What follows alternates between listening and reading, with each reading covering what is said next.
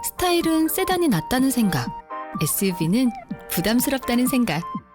티볼리를 만나는 순간 달라질 것이다. 이렇게 쿨한 SUV는 처음. 티볼리 탄생. 첫 차부터 엣지 있게. My first SUV, Tivoli. 주의. 이 프로그램에는 무분별한 스포일러가 포함되어 있으므로 청취에 주의하시기 바랍니다.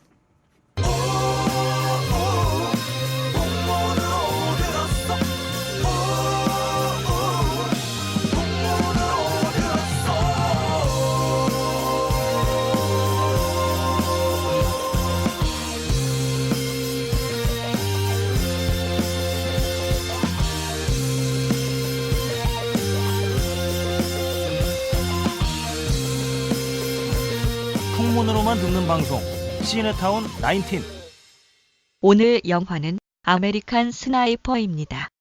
늘 그렇듯이 앞부분은 청취자분들의 알토란 같은 사연과 진행자들의 개소리가 이어집니다. 본 내용만을 청취하기 원하시는 분들은 41분경부터 들으시면 되겠습니다. 안녕하세요. 풍문으로 듣는 방송 간접 광고와 가능한 야매 방송 월급쟁이들의 아리랑님 방송 시네타운 19 138회 시작하겠습니다. 시네타운 19 138회는 깜짝다컴과 함께합니다. 당신의 섹스 라이프 안녕들 하십니까? 색다른 섹스 라이프 경험하길 원합니까? 어른들의 놀이터 깜짝닷컴 kamjak.com 깜짝닷컴 새로운 당신의 섹스 라이프를 찾고 싶다면 지금 바로 깜짝닷컴으로 깜짝 놀랄걸? 깜짝 놀랐어요? 아니 서희미가 너무 좋아해서 깜짝 놀랐어요. 서희마 찾았니? 새로운 뭘 찾았니?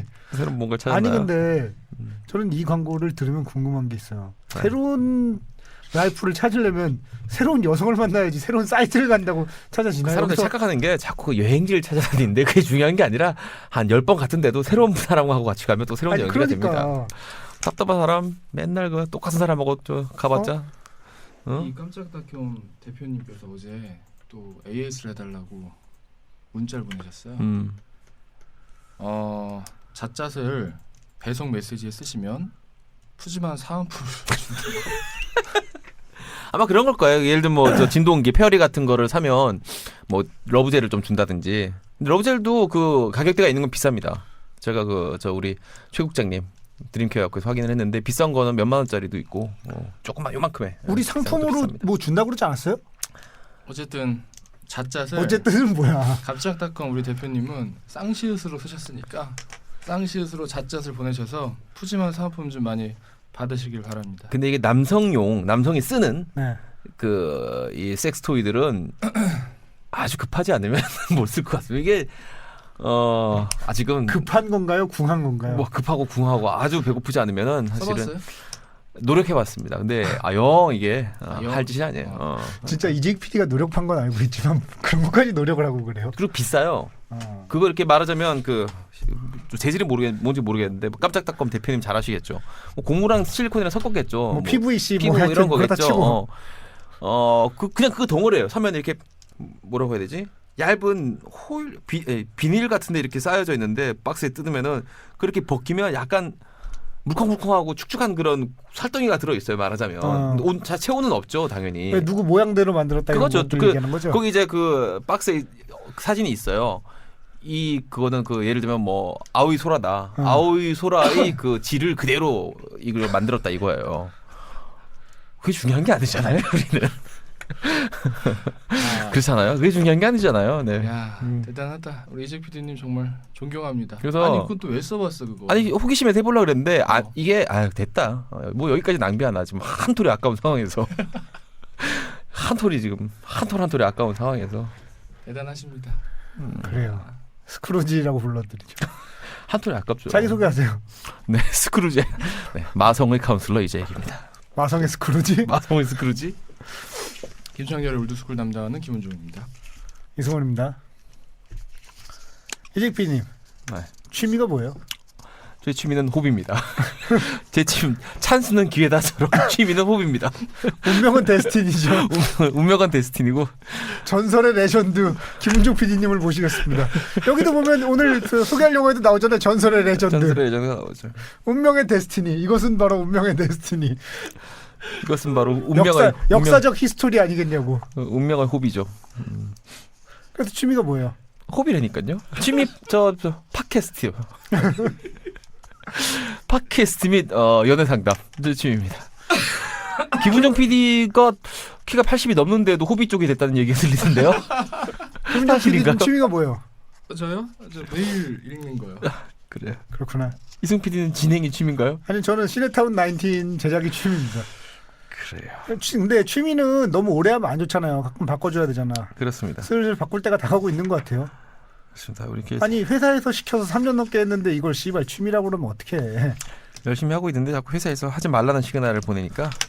아니 취미라뇨. 아니 처음에 시작도 시켜서 한 거지. 이름도 회사 이름으로 나가지. 회사 저작권 갖고 있지. 뭐야 근데 여기서 수익이 생기면 회사로 가지. 광고를 내면. 근데 왜 우리 취미야? 말이야. 그거구나. 우리 취미는 회사에 대한 자원봉사? 열정페이? 그건 아닌 것 같습니다. 아이, 열정페이 충분히 많이 했어요 어릴 때. 20대 때 너무 열정페이 많이 해가지고 그거 다 받아내면 저는 건물 올립니다. 이제 PD님 스크루지잖아요. 스크루지인데 열정을 그렇게 함부로 하지 않습니다. 제가 37살 때까지 막 부리고 다녔어요. 그래서 이제부터라도 아껴야겠다 싶은 생각을 하고 있습니다. 나이 40살에 열정페이를 내게 될 줄은 몰랐네. 41입니다. 저는 심지어. 나 진짜 충격적이지 않아요? 김은중 PD. 취미가 뭐라고요? 매일 읽기라니까. 나이 40살인데 취미가 매일 읽기야. 아니 김은용 PD가 구체적으로 말하기 때문에 저도 수정하겠습니다. 저는 줄거리 소개가 취미입니다. 영화를 보고 다른 사람들한테 줄거리 소개해 주는 게 제 취미예요. 진짜 나이 40살 먹고 저는 되게 할 일이 없나 봐요. 내 돈 주고 영화 보고 원고 쓰고 방송하고 이게 취미래. 시켜서 하는데. 진짜 말입니다. 기가 막힙니다. 이런 기준으로 따지면 뭐 닭고조이고 기름치건 편의점에서 물건을 팔건 다 취미네. 직업은 뭘까요 그럼? 직업은 취미죠. 운명은 데스티니다. 조비지 호비. 조비스 호비. 진짜 기가 막혀서. 새로 이거를 들으셨으면 좋겠어요? 안 들었으면 좋겠어요? 상관없습니다. 별 관심이 없어요 사실. 그래도 굳이 하나를 고르자면 들으셨으면 좋겠어요. 김은종 PD는? 뭐 맘대로 하세요. 네 편집권은 네가 있잖아. 아니 그러니까 김은종 PD의 요망사항 내 맘대로 할 건데. 네 맘대로 할 건데 왜 물어봐 미친놈아. 네 맘대로 할게 그러면. 조카 이 새끼야. 존나 멋있는데? 나도 조카 바꿔줘요. 이미 늦었어. 이미 한참 늦었어. 버스 저쪽 종점 가고 있어. 그럴 거라도. 근데 훈종이가 요게 진심이 담겨 있네. 진짜 빡쳤네. 훈종이 저렇게 빡치기 쉽지 않은데. 내가 예전에 한번 훈종이 빡치게 해보려고 장난쳤는데 빡이 잘 안 치더라고. 너그럽죠. 김은종 PD는 굉장히 뭐라고 하죠? 굉장히 평정심을 잘 지키는 사람입니다. 평정심. 그러면 어렸을 때 취미는 뭐였어요? 요즘 폐병 괜찮나? 아니 나 좋아졌어. 아니 곧 죽을 거예요. 하다 죽을 거 아니죠? 취미가 폐암이에요. 폐암. 하다 죽으면 안 돼요. 취미가 폐암입니다. 그 영어 수거 중에 Don't die on me란 말이죠. Please don't die on me. Alright? 네, 죽으면 저한테 그거는 뭐 복상사인가요? 그것도 그렇게 들리네요. 그래요. 어릴 때 취미가 뭐였을까요? 여자였던 것 같습니다. 20대 때는. 10대 때는 여자요. 그렇군요. 김은종 PD는 삼국지? 삼국지요? 삼국지도 뭐 제대로 뭐 읽어야 뭐 그것도 취미지. 취미가 뭐야? 글쎄요, 뭐였을까? 뭐 비슷하죠. 뭐 영화 보고 책 보고 보통 그렇죠. 뭐 그다음 뭐 대근 아니잖아요. 여자가 취미라면. 아니 여자친구 만나는 것도 취미죠. 데이트하고 이런 것도 취미잖아요. 그런 취미 가진 학생들 많이. 예전에 혹시 그런 거 기억나요? 취미란에 독서 쓰면 어떻게 독서가 취미가 될 수 있냐고 화내는 사람들 기억나요? 누구죠? 그 부대. 그런 사람들 꽤 많이 봤어요. 독서가 인생에 있어서 얼마나 중요한 건데 그걸 취미로 얘기할 수 있냐고 이런 진지빠한 양반들. 옛날엔 독서 아니면 음악 감상? 그 두 가지밖에 없었잖아요. 취미라는. 영화 있어. 영화 감상. 그렇게 감상들을 이렇게 쓰는. 그렇게 감상을 해. 참 감상적이야 사람들이. 그러네. 센치해. 우리나라 이 참 국가적인 센티멘탈리즘에 빠져 있어요. 감상적인 사람들이. 그러네요. 자, 연말정산 오늘 무슨 최경환이 긴급 기자회견했다고 그러던데. 아직 뭐 그런 보도가 나왔더라고요. 저 아직 안 했어요? 뭐 하기는 했는데 빨리 했네요. 전 내일 디데이로 잡고 있습니다. 몰아서 하려고. 내일이 놀라란 한 날이에요. 15분이면 하잖아요. 저 같은 사람은 2시간 걸립니다. 그래요. 일단 공인인증서로 국세청 홈페이지 접속하는데 40분 걸리기 때문에 일단 규범이가 제 옆에 있어야 됩니다. 저 혼자서 못해요. 왜냐면 제 취미는 팟캐스트이기 때문에. 취미가 연말정산인 사람 어디 없나? 세무사 직원분들 오늘 취미로 하는 겁니다. 판사는 그럼 취미가 판결인가? 그렇죠. 그러네요. 연초로 이제 바뀌었죠. 연초랑 5월이 되면 이거 참 은근한 스트레스가 됩니다. 제가 어제 그래갖고 되게 후회한 게 있어요. 뭐야? 어렸을 때 그 회원동에 가면은 회원동 저기 명동 근처? 네, 네. 중앙우체국 근처 거기 가면은 그 일본 뭐 그 애니메이션 비디오 테이프나 이렇게 뭐 잡지나 이런 걸 많이 팔았었거든요. 그 중에 제가 제일 많이 사본 잡지가 호비 자팡이라고 그 하비 재팬 그러니까 그 뭐 프라모델이라든지 이런 거 만드는 잡지 뭐 그런 거 관련된 거거든요. 맨날 타미야 나오고 그러겠네요 거기. 타미야보다는 주로 로봇이나 로봇들. 이제 밀리터리 쪽인데 정말 후회했어요. 왜요? 내가 이걸 열심히 봐서 어제 그 꼴을 당했구나 싶어서. 새끼 때문인 것 같은데. 새끼 때문이야. 혐의가 짙어지는데. 호비 자팡 때문에 이 모양 이 꼴이 됐구나 싶어서 두 분께 아주 죄송스러워서 잠이 잘 안 오더라고요. 유래가 있구나. 어제 한 3시쯤 잤나? 5시에 깨고 막 그랬습니다.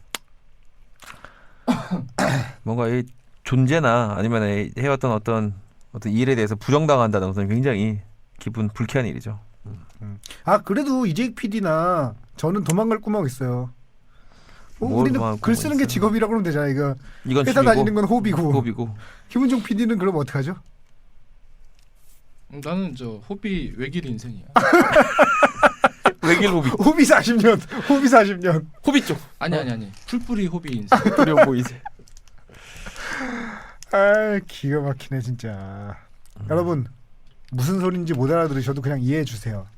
애들이 오죽하면 이럴까 싶어도 이해해 주세요. 김은영 PD 어제 연말정산 했죠? 어젠가 그젠가 하고 있는 거 본 것 같은데? 하고 있어요 아직도. 지금 날린 것 같은데? 더 오래 걸리나 보다. 며칠이나 걸려 이렇게? 아니 뭐 하다가 슬슬 하는 거죠. 내일 몰아서 합니다. 언제까지? 금요일까지요? 이번에 뭐 다 확 줄어든다고 지금 난리던데. 옛날에는 그거 갖고서 꽤 쏠쏠했는데. 뱉어내야 되지 않아요? 저는 지금 돈을 받아본 적이 거의 기억이 없어요. 기억이 한 번도 없는 것 같은 돈 받아본 적. 항상 보냈던 기억이 납니다. 그 1번 찍은 월급쟁이들 중에 지금 손가락 부러뜨리고 싶은 사람들 많이 있겠죠? 저는 사실 뭐 세금 내는 거는 뭐 잘 모르겠습니다.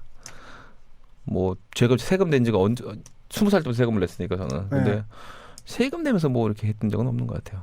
아니 세금 내는 게 문제는 아니고요. 세금은 낼 수 있죠. 형평성의 문제인 거죠. 그거잖아요. 기업들 법인세는 줄여주면서 월급쟁이 소득세만 늘리는 거 아니야. 그렇다고 그러니까 그거보다 제일 문제는 그거예요. 불로소득에 대한 세금은 늘리질 않으면서 근로소득에 대한 세금만 늘린다는 게 문제죠.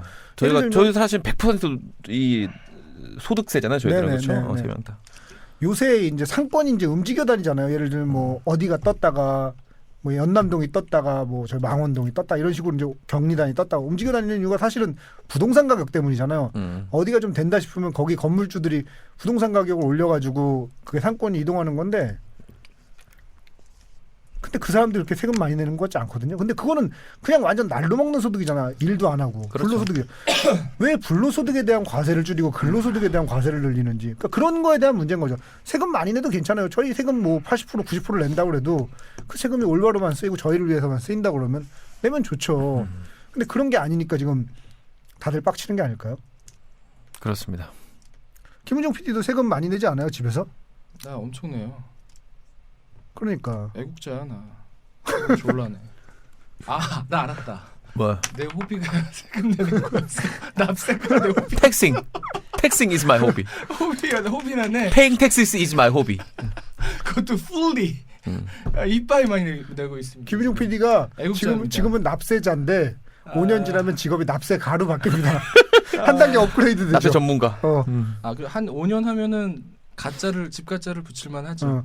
김은종 더 납세자에서 김은종 더 납세가로 간달프 더 그레이야 간달프 더 화이트 카트가 저랑 이승훈 PD 것도 해주시기로 제가요? 약속해 주십시오. 네. 제가요? 제 취미가 그렇게까지 제너러스 해야 되나요? 저희가 그 세무사에게 지급하는 비용의 80% 어때? 좋아요. 80? 80은 좋잖아. 우리 좋아요. 20% 아끼고. 좋아요. 그렇습니다. 그러네요. 자, 메일 소개해 주시죠. 네, 시네타운 19 CINETOWN 시네타운 숫자 19 19 골뱅이 gmail.com으로 많이 보내주십시오. 요즘 또 메일 좀 는 것 같지 않아요? 아, 는 이유를 알았습니다. 민영이랑 그 원이랑 저 메일 그만 보내세요. 술만 먹으면 메일 보내야 돼. 메일을 그만 보내라고 그러지 말고 술을 그만 먹으라고 그래야 될 것 같은데. 아니 그리고 민영이 같은 경우에는 한번 술잔 들어가면은 메일을 한 4개씩 보내. 아니 이게 이제 습관이 돼가지고 일단 첫 잔 먹고 일단 이거부터 키는 거야. 그래가지고 먹으면서 계속 메일 보내고 들어갈 때 보내고 집에서 샤워하고 또 보내고 이런 식이야 지금. 카톡 같은 느낌으로 하는. 카톡 같은 느낌으로. 민영이 거 소개해주지 마. 명이랑 그 원희도 소개해주지 마. 문제는 재미가 없어. 원희 것도 소개해주지 마. 메일이 재미가 없어. 그리고 민영아 너 저기 뭐야 엔터식스를 왔으면은 와서 좀 호떡도 먹고 가야지. 왜 그냥 그냥 쓱 그냥. 민영이가 네가 어려운가 봐. 나한테는 전화기도 맡긴다? 나한테는 핸드폰 맡겨. 민영아 정 그러면 한 잔 마시고 와. 호떡 사줄게. 어려운 민영이가 오늘도 술주정하면서 보냈습니다.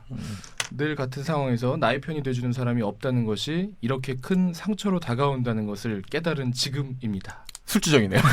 이거는 무슨 말인지 모르겠어. 제목을 안 붙여도 누가 들어도 술주정이에요. 술 냄새가 나는 제목에서. 요건 하나 읽어드릴게요. 언제쯤 내 편을 만날 수 있을지 그런 사람이 평생에 눈앞에 나타나기나 할까요? 크크크 한 다음에 요건 꼭 읽어야 돼요. 오 이메일 시스템 참 좋군요. 야 이러면 안 돼. 헛소리에도 다 받아주는 이메일 시스템. 이러면 안 돼. 시네타운 19 이메일 시스템 훌륭합니다. 왠지 느낌이 남자를 포기하고 애완동물로 가는 그런 어떤 기로에 서 있는 그런 느낌이에요. 호비가 메일이에요. 호비가 메일이야. 그렇게 하면 안 됩니다. 우리 민영아. 안 돼. 민영아 이런 식으로 하면 살면 안 돼.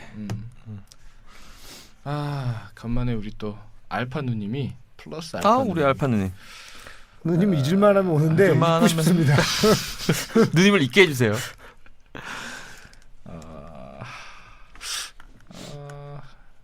이 씨에다가 이메일 안에 AK가 들어가 있거든.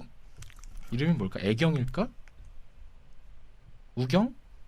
AK인데 어떻게 우경이야? 애경이지 애경. 우리 그때 나이 좀 위에 세대 애경 뭐 이런 이름 많습니다. 김애경, 배우님 배우도 있잖아요 배우. 그러니까 나이 많으신 선생님. 애경이 누나일 것 같은데 어쨌든 플러스 알파 누나가 안녕 셋 다 잘들 지내 덕군. 잘못 알고 계신 것 같아요. 잘못 알고 계신 것 같은데. 참 이분 주소를 잘못 보내셨어. 딴 데 보내줘야 될 거 우리한테 보냈네. 어쨌든 우리 알파 누님의 메일은 정확하게 읽어드리겠습니다. 오랜만이지 누나도 많이 보고 싶었정. 정확하게. 누나 하지 마. 누나 하지 마. 그리고 저 30살 미만만 하세요. 정확하게 읽으면 안 돼? 하세요. 용 이런 거 하지 마. 하지 마. 하지 마. 알겠습니다. 누나 도도 아니야. 그럼 우리가 보고 싶다는 얘기인데 우린 보고 싶지 않습니다. 매번 영화 관련해서는 메일을 보낼 생각 안 했는데 항공주 편은 보는 내내 화가 났다, 우라가 치밀다가 무기력해지다가 아무튼 그런 영화였어. 한마디로 기분 작 같은 그런 영화. 여지없이 우리 승훈이는 목에 핏대 세우며 흥분하겠군 예상됐고 승훈이는 별점은 높은데 보지 말 좋더라고. 나 역시 불편하거나 힘들다거나 하는 건 왠지 추천하고 싶지 않은 성격인데 세월호 참사 이후 많이 바뀌었단다. 자꾸 회피하고 그냥 슬쩍 넘기고 해서 나라가 이꼬라지가 된 건 아닐까 싶어서 암튼 앞으로도 이런 영화 좀 많이 다뤄주길 바래. 이거대로 하면 안 되죠 이재 PD님? 뭐야? 이거대로 할까요? 하지 말까요? 하지 마. 용 이런 거 하지 마. 불쾌합니다. 하지 마. 아니 해봐요 일단. 일단 해요? 해봐. 끝. 하지 마. 죄송합니다. 끝 아니면 그 숫자로 2만 쓰고 이런 거는 엔간하면 서로 넘어가면 하지 맙시다 우리. 안 해요? 하지 마요. 30 이하도 안 했으면 좋겠어요. 아니, 20대까지는 귀엽습니다. 2만 한 다음에 물결 표시를 한 7개를 다셨어요. 끝. 누나 미워할 거야 진짜. 30년생인가? 이분이요? 그럼 우리 클린트 이스트우드용이랑 친구요. 그래요. 그렇다면 해도 됩니다. 이분은 그냥 살아계시고만 해도 축복입니다. 아무것도 안 해도 졸라예요. 숨만 쉬어도 승리야. 숨만 쉬어도 이기는 거야. 매일매일이 축복입니다. 만약에 누나가 그렇다면 누나가 강만 안 건너시면 저희는 뭐든지 다 환영이에요. 그래요. 뭐 누나가 30년생이라면 야 이거는 외국에서 왔네요. 박선민님 안녕하세요. 잘생쁨 세피디님. 저는 지금 스위스에서 가장 멋진 풍경을 볼 수 있다는 골든 패스라인 기차를 타고 있습니다. 알아요? 뭔 말인지 모르겠는데. 골든 스위스가 패스라인. 이제 20년 됐습니다. 어떻게 합니까? 인터라켄이라는 글자 외에는 그게 아무것도 안 나요. 루체른도 가봤구나. 하여튼 가장 멋진 풍경이 보이는 골든 패스라인을 타고 계시대요. 홀로 여행 중인 만 24살 여자 사람입니다. 그러니까 잘생쁨 이런 거 해도 자연스럽잖아요. 아까 그 애경이 누나가 잘생쁨 이런 거 하면은 안 됩니다. 네. 친구랑 같이 여행 왔는데 오늘 혼자 다니고 있어요. 이번 여행에서 기차를 참 많이 타고 있는데 그 시간들은 줄곧 나인틴과 함께하고 있습니다. 왜 갔어요? 그러면 아니 이제 배낭여행 하듯이 하고 있네. 어차피 호텔에서 여자친구랑 있을 걸 뭐하러 유럽까지 가? 그냥 국도 순례하지. 와이파이가 안 되는 걸 경험하고 싶어서. 안타까운 양반이었어요. 모든 에피는 아직 못 듣고 제가 본 영화 에피만 골라서 듣고 있는데 눈은 아름답고 경이로운 풍경을 보고 있으면서 귀는 피디님들 얘기를 듣고 있으니 멘탈이 심히 혼란스럽습니다. 혼자 열차에서 길을 걸으면서 실실 웃으니 안 그래도 신기하다는 듯 쳐다보는 여기 사람들, 스위스 사람들 점점 이상한 눈빛으로 볼 때가 많네요. 한국 사람은 잘 웃나 보다 하겠죠. 그래도 인생의 제1의 고비를 겪고 있는 요즘 이상하게 인생 선배에게 상담을 받고 있다는 느낌을 받을 때가 있습니다. 쭉쭉 번창하시길 빕니다. 선배를 잘못 생각하셨네요. 저희 같은 선배를 안 됩니다. 그건 안 됩니다.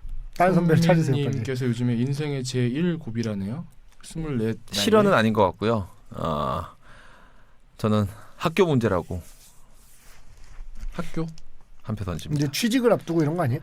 취직 그 느낌이 아니라 지금 이제 공부를 뭐 한 2, 3학년 정도 했는데 이 길이 내 길이 아닌 것 같은 거죠. 그래서 다시 공부를 딴 걸 해야 되나 뭐 자격증을 따야 되나 이런 식으로 고민일 거라고 감히 짐작해 봅니다. 저는 대학원을 갈 건지 취직을 할 건지 뭐 이런 고민인 것 같아요. 왠지 실현 느낌은 아닌 것 같아요. 왠지. 실현 당했는데 잘생쁨 이런 거 하면 너무 이상하죠. 인생의 진로를 좀 고민하시는 것 같은데 어떤 길로 갔으면 좋겠어요, 이분이. 한국으로 다시 돌아왔으면 좋겠습니다. 적어도 IS로는 안 갔으면 좋겠습니다. 가면 안 됩니다. 네.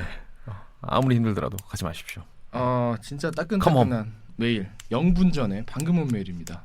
제목이 특이해서 뽑았어요. 방금 온 메일인데 이재익 작가님의 41 구매했습니다.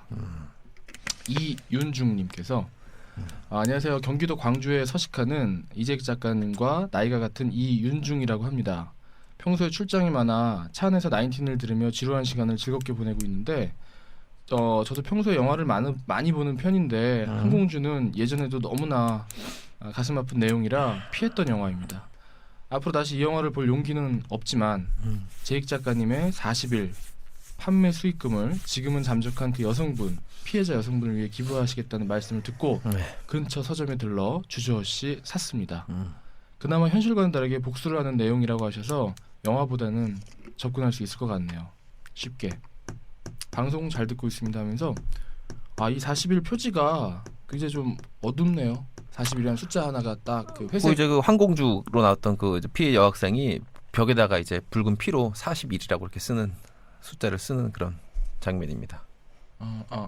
이 소설 속에 그 주인공이 그 이렇게 학교 벽에 41이라고 이렇게 쓰는 뭐 그런 장면입니다. 붉은색이 아니라 약간 검붉은. 처음에 실사로 하려고 찍었어요, 그거를. 실사로. 근데 사진 봤는데 너무 이게 저자로서 이게 뭐라고 해야 되죠? 이거는 내가 못 감당하겠다 싶은 생각이 들더라고요. 실제로 이제 여학생을 동원해서 이렇게 했는데 어디서 했어요? 예? 출판사 멀지 않았던 곳 같은데. 아니에요. 그렇지. 이 양반에 하여튼 그랬는데 좀. 근데 이거는 그림으로 표현을 그림으로 좀 그림으로 해도 표지가 굉장히 크네요. 표지가. 합니다. 간만에 우리 또 원희 메일도 하나 읽어드릴게요. 하나만 읽어줘요. 왜 그렇게 하나만. 자꾸 다 최소 보낸 메일을 읽어주는 거야. 하나만 하자. 원희 거는 그래도 원희니까 우리 귀여움 중에 그래요. 원희. 그리고 원희가 이제 21살이 됐나요? 20살이. 이제 대학교 2학년. 그럼 21살이 된 거군요. 원희가 잘못 알고 있는 거 하나만 고쳐주려고. 예, 예. 안녕하세요. 민영 언니 다음으로 술 냄새 나는 메일을 보내는 원희입니다. 원희가 더 나아요. 원희가 더 나요. 민영 언니는 이미 이제 좀 이게 인이 배겨가지고 그렇게 많이 안 나요 술 냄새. 먹어도 안 먹어도 한 그런 나이기 때문에 원희야. 원희가 더 나요. 도대체 이 저기 뭐야 한 줄, 두 줄, 세 줄 내도 6줄짜리 메일에 크크크크 76개면 어떡하냐? 이거 뭐 어떻게 해야 되는 거야? 아니 원희 그래도 돼요. 20살이잖아요. 그래도 돼요? 그래도 돼요. 그래. 아까 경혜 저 애경 누나가 그러면은 바로 꺼버리죠. 그래요. 그래 원희는 아직 인생이 즐거울 때니까. 뭐 크크크 뭐 어때? 크크크 뭐 어때요? 가랑님만 불러도 웃음이 날 텐데 뭐. 300개씩 써도 되는구나. 그럼요. 우리 또 지난회를 들으시고 강민구님께서 민구요? 민구. 아 민구. 예. 민구는 너무 이상하죠. 이름 좀 이제 나오다 구. 민구가 있구나. 윈도우즈 7A가 벌써 9까지 나왔구나. 강민구님. 이재피는 이거 와서 이거 좀 보세요. 뭔데요? 정확하게 나 두더지, 그 사진 4개 올리신 오소리, 분. 아니 봤더니 너구리, 족제비 이 네 가지를 정확하게 사진을 찍어서 우리 강민구님 봤더니 너구리는 확실히 알겠더라고요. 너구리는 확실히 알겠어. 두더지도 확실히 알겠지 않아? 두더지랑 너구리 두 개는 확실히 알겠어. 근데 오소리랑 족제비는 분명히 장담하건데 분명히 몇 달 뒤에 또 헷갈려요. 요즘 비싸게 생겼더라고. 솔직히 비싸지 않니? 오소리랑 족제비는. 두더지는 정확히 아니고 걔는 일단 이게 이 발부터가 좀 다르고. 예. 두더지는 확실히 아니고. 하지만 오소리와 족제비는 상당히 유사한 점이 많다고 저는 생각합니다. 이재익 PD는 족제비처럼 생겼단 말은 못 들어봤어요? 아니 그냥 제비처럼 생겼단 말은 굉장히 많이 들었습니다. 아니 족제비가 아니라 족제비. 좋은데? 야 그거 괜찮다. 야 그거 저기 반월 이쪽 공시화공단 이쪽에서 잘 먹힐 것 같은 노래방 같은 데서 시화 노래방 이런 데서 안녕 오빠 이름 뭐야? 오빠 족제비? 뭐 이런 족제비 이러면 아니 족제비 뭐 이런 거 괜찮을 것 같은데? 그래 아니 그랑프리 나이트 이런 데서 먹힐 것 같습니다. 근데 왠지 약간 게이빌도 나는 것 같아요. 그래서 그렇게 공짜 술을 제가 많이 먹어요. 바에서 술 먹으면 아니 그렇게 많이 이재익 PD가 게이빌이 난다는 얘기가 아니고 족제비가 젖을 잡는 바퀴벌레 잡아 이게 아니라 젖을 잡아. 그쵸. 잡아버리니까 이걸 잡으면 안 되잖아. 이걸 잡는 순간 문제가 되는데 이게 보통 품는다고 하죠. 품어야 되는데 이게 잡기 시작하면서부터 문제가 피동사가 되는데 능동사가 되니까 야 여기서 방송 멈춰. 내가 볼 때 우리 오늘 분위기상 조제비 이상 안 나온다. 조제비 아주 좋아. 조제비. 웃긴다. 좋다. 야 근데 하나 확실해요. 2015년 들어서 들은 가장 상스러운 얘기는 확실해. 조제비. 정말 이런 말 머릿속에 떠올라도 잘 안 하게 되잖아. 걔는 거침이 없구나. 너한테 배운 거야 이 새끼야. 조제비. 너한테 배운 거라고 이 새끼야. 45살짜리한테. 야 안동 간제비도 아니고 반포 조제비냐? 아니 압구정 조제비. 압구정 조제비야? 안녕하세요. 압구정 조제비예요. 자동차는 아반떼입니다. 압구정 조제비. 아 좋다. 야 그래요. 고등어 명인도 아니고 93년형 아반떼를. 아니 그러면은 저는 그러면은 존 명인인가요? 고등어 명인이 아니라 그거 아시죠? 뭐요? 한도 간제비 명의는 한 손에 딱 쥐면 소금 몇 그램이죠. 그게 지으시는 거 아시죠? 근데 이게 이재익 PD 어떤지 알아요? 뭐야? 그 딱 잡자마자 길이가 나와요. 근데 길이가 두 가지가 나와. 87 이렇게 두 가지가 한 가지 상태만 경험했을 뿐인데. 그렇죠. 평체와 조직의 친밀도와 이 이거 사람의 딱 가늠하고 그래요. 조제비 좋다. 저 씨발 이게 40살 먹고 할 얘기는 진짜 아니다. 글쎄요. 설마 미안하다 진짜. 내가 이재익을 말리지 못해서 내가 이재익한테 이렇게 아니 배웠어. 나만의 스파이가 있다면 아마 보고서를 쓰고 있을 것 같습니다. 나만에는 꽃제비가 아니라 조제비가 있다고 합니다. 주로 압구정 강남 근처에 서식하고 네. 그렇습니다. 그럼 수제비는 뭘까요? 수제비 손을 잡는. 수제비란 말이 어원이 뭔가요? 아무도 몰라. 그거 그냥 밀가루 반죽을 이렇게 손으로 잡는다 이런 뜻 아니에요? 수제비 아니에요? 말이 돼요 그게? 밀가루 반죽을 손으로 잡는다고 해요 수제비라고? 그거는 수제비가 이렇게 밀가루 반죽 띄워가지고 척척 넣는 거잖아요. 나 뭔지 알겠다. 이 제비 물에다가 돌 던지는 거 가지고. 그건 물제비라고 그러잖아요. 그렇죠. 네. 근데 손으로. 무슨 개 같은 소리야. 이 병신아. 뭔 개 같은 소리야. 재기 형도 미안한데 아까 재기 형이 수제비 꺼낼 때 형이 혼자 빠지는 게 느껴졌어. 내가 구해주고 싶은데 나까지 빠질까봐 미안해. 거기서 나는 멈춰버렸어. 죄송합니다. 뭐 헤어날 길이 없네요 오늘은. 도저히 안 되겠더라고. 그 수로 여기 손절매 하겠습니다. 네네. 다음 메일 갑시다. 네 병신이었어요. 네. 네. 이번에 또 자칭 돌쇠라고 하신 분이 주셨습니다. 조잡이 같은데요. 윤석철님께서 주셨습니다. 이건 메일 여러 번 보낸 분이잖아요. 평채 7.2. 평채 7.2. 조심스럽게 예측해 봅니다. 안녕하세요. 돌쇠 윤석철입니다. 개운방을 보고 싶었는데 이렇게 알토란 같이 스포를 해주셔서 감사합니다. 저번에도 인터넷에서 스포를 완벽히 마친 후 저보다 눈이 조금 더 좋은 시각 장애인을 대동하여 이분 메일 굉장히 자주 보내시네요. 윤석철님께서 맞아요. 시각 장애가 있으세요. 맞아. 압구정 CGV에 가서 코바디스를 관람했거든요. 개봉관이 없어서 옛날 영화 코바디스 얘기한 건가? 압구정을 갔습니다. 그게 지금 하고 있어요? 뭐 아마 예전 좋은 영화들 명화들 뭐 재상영 고전 상영하고 뭐 이런 건가 본데. 추운데 정말 개고생 끝에 보고 왔네요. 너무 복잡한 구조의 개봉관을 찾다가 포기할까도 했는데 낯선 청년의 도움으로 영화를 무사히 즐길 수 있었답니다. 나인틴 덕분에 개운방도 즐거이 즐기고 오겠습니다. 항상 감사합니다. 또 그 청년에게 좌석까지 안내해 주신 그 안내원에게 모두 고맙다고 말씀 전하고 싶네요. 참 사람이 배워야 됩니다. 배워야 돼. 코바디스 그게 아니라 그 우리나라 기독교를 비판한 그 영화. 다큐멘터리입니다. 최근에 나온 그 다큐 영화예요? 김재환 감독인가 그 양반이 만드신. 그래. 한국 교회는 어디로 가야 하는가? 그 나도 하고 싶은데 사용관이 없어 할 수가 없네. 한지희님께서 강남이라는 그 유화 감독의 영화를 강남 1970 아닌가요? 예, 강남 1970. 안녕하세요. 매력 덩어리 세피디님과 작가님 신림동 한씨입니다. 강남 1970 제보 드립니다. 완전 볼 드립니다. 우리 해요? 아니요. 돈과 땅을 소유하려는 안 됩니다.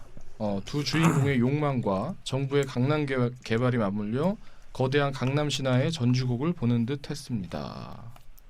이렇게 남겨주셨어요. 이거 했으면 또 이재 실장님 또 출동하시지. 출동하셨겠네요. 제가 75년생이라 70년대 뭐 강남 개발은 잘 모르고 80년대부터는 제가 정확히 알죠. 왜냐면 계속 반포, 압구정, 청담 이렇게 옮고 다니면서. 80년대 초반은 잘 모르시잖아요. 중반 넘어가야 되는 거 아니에요? 85년 이후? 87년에 그 말하자면 강남의 아파트를 사면서 시작되는 그러니까. 거니까 그때 개념이 제 개인적으로 6.29 선언 이후부터 하는 그렇죠. 거죠. 87년에 반포 중 아파트. 오늘은 기쁜 날 차 무료.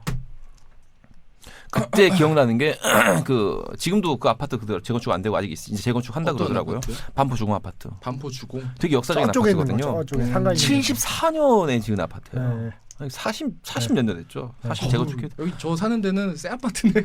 거기는 타워팰리스라고 내가 몇 번 얘기해. 훈정이가 자꾸 자기 아파트 낡았다 그러는데 이 양반 강남에 안 와보고 자꾸 그런 얘기하고 있어. 알지도 못하면서. 이 양반 참. 당해보지도 않고 그래. 이 양반. 아파트네요. 거기는 지금 타워팰이야. 지금 아이파크에 살면서 이런 얘기하면 어떡해. 지금 74년이니까 여기. 근데 거기 87년 풍경 기억나는 게 아파트가 이제 주공 아파트이기 때문에 이제 높지가 않아요. 그때 다 5층짜리였죠. 5층짜리죠. 저희 집도 4층인가 5층 같은 위쪽이었는데 이렇게 그 6월쯤에 5월, 6월 요때 된 기억이 정확해요. 제 공부방에 이제 날씨 좋으니까 창문 이렇게 열어놓잖아요. 거기 바로 한강변에 있는 동이어가지고 창문 열어놓으면 되게 시원하거든요. 한강 강바람 불고 해서 꽃도 막 있고 나무도 있고 항상 한강 그 창문 열어놓고 했는데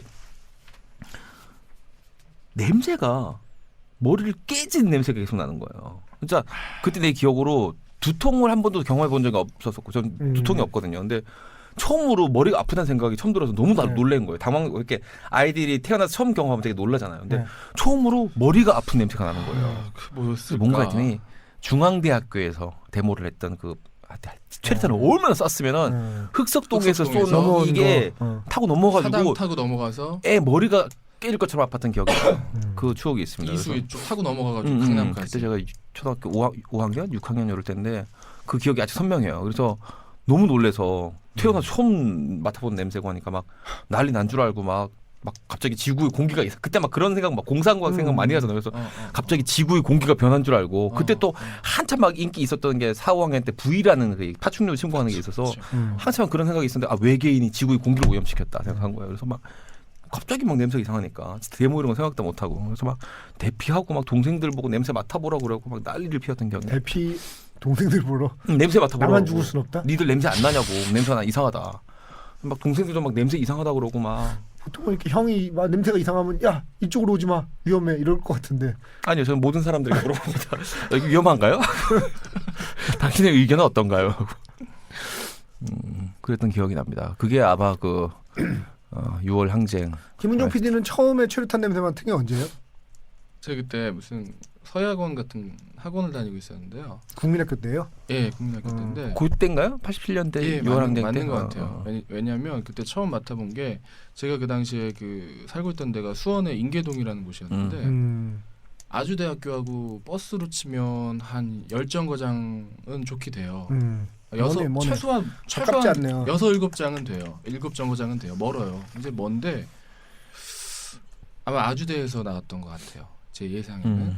좀 최루탄이라는 걸 처음 맡아봤는데 와 이렇게 이렇게 화산지에다가 이렇게 뭐 이렇게 쓰고 있는데 막 눈물이 콧물이 막 그렇게 나는 거예요. 깜짝 놀랐죠 그때. 깜짝 놀랐어요 정말. 그 첫 체험은 진짜 깜짝 놀랐어요. 우리가 깜짝 놀랐어요. 군대 가서 처음으로 CS탄 맞고 막 화생방 할 때 굉장히 고생하는 것처럼 막 눈물이 막 나는 거예요. 그래서 내가 생각했어요.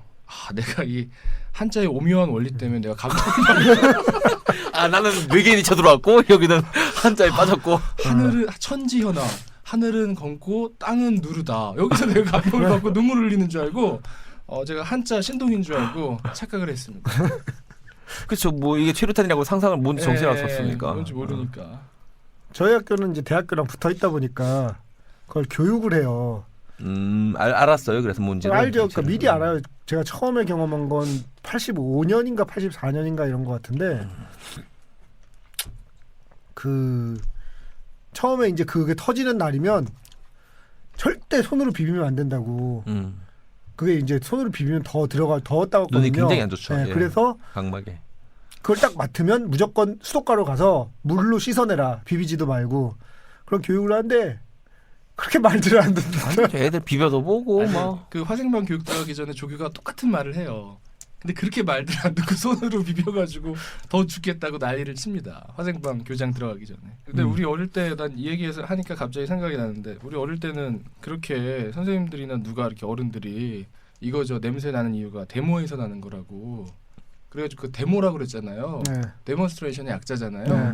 근데 우리 때는 그 데모가 대학생들이 모여서 뭘 해서 그런 줄 알고 그럼 고등학생이 하면 고모고 우리가 하면 국모인가? 국모? 우리는 국모생이니까. 내가 조선의 국모다. 그거보다 유치원생들이 하는 게 제일 문제인 것 같습니다. 유모다. 김창완 산울림이 부른 노래가 있죠. 나이 드신 어머니. 아닙니다. 갑자기 이송 개인적으로 유머가 좋아요, 노모가 좋아요. 그럼 뭐 그게 무슨 차이인지 알아요? 그냥 모자이크 차이 아니에요? 그러니까 모자이크의 차이가 왜 생기는지는 알아요? 근데 그거 어차피 다 19세 때 왜 생길까요? 그게 왜 그러냐면 그 모자이크가 없는 것들을 보면 맨 처음에 공통적으로 뜨는 영상들이 있어요. FBI 뭐 워닝이 뜨죠. 그거 그 차이예요. 무슨 얘기냐면 일본 내에서는 불법이에요. 모자이크가 없는 물건 유통되면 그게 불법인 거야. 그러니까 그 모자이크가 없는 것들은 해외 유통용이거든요. 아니 이 정도로 자세히 알려면 얼마나 많이 봐야 돼요? 아니 나도 나름 좀 본다고 봤는데 이렇게 그 처음 듣는 얘기거든요. 옛말에 독서 100편 의자인이라고 최소한 100편? 최소한 100편은 봐야 저런 그거 뜻을 헤아릴 말고 수가 있습니다. 어마어마하구만. 야동 이동생. 3인행의 필류사라고 알죠? 필류화사. 뭐야 몰라. 3명이 걸어가다 보면 내 스승이 한 명쯤은 있다. 아 그렇군요. 어떤 분야든지. 존경합니다. 정말 처음 알았어요. 모자이크가 없는 거는 그 해외 수출용이다. 그럼 일본에서는 그게 불법이에요? 네. 근데 찍기는 그냥 그대로 다 찍어요. 그렇죠.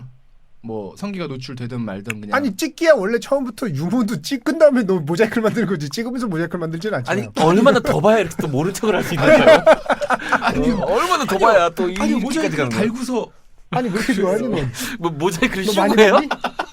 모자이크 아니 밴드 지금 있고? 내가 보기에는 얘가 제일 많이 봤어. 왜요? 너무 좋아해 지금. 그렇군요. 이제 그런 거 얘기 듣고 있니? 이런 느낌으로 왔어. 서현민은 지금 웃음을 참느라 굉장히 힘들어하고 있습니다. 이미 많이 서현민님이 지금 아닙니다. 찾아보고 있는? 서현민 지금 한번 아니야 하지마. 하지 마세요. 이렇게 사생활을 엿보면 안 됩니다. 그래요? 안 그렇게 사생활을 자꾸 안 됩니다. 그렇습니다. 자 오늘 벌써 본 내용 들어가나요? 들어가요 뭐. 그래요. 자 본 내용 들어가겠습니다. 취미라는 건데 뭐. 취미라뇨. 호비. 오늘 영화 아메리칸 스나이퍼입니다. 안녕하세요. 송지호입니다. 지금 여러분은 풍문으로 듣는 방송, 간접 광고가 가능한 야매 방송, 월급쟁이들의 애환이 담긴 방송, 시네타운 19을 듣고 계십니다.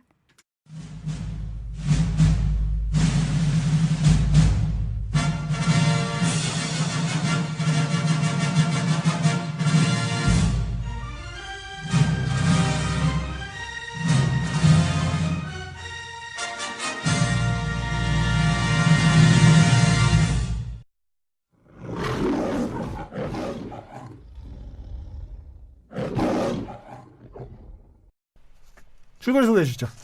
이거보다 줄거리도 짧은데. 영화 이제 설명을 좀 해드릴게요.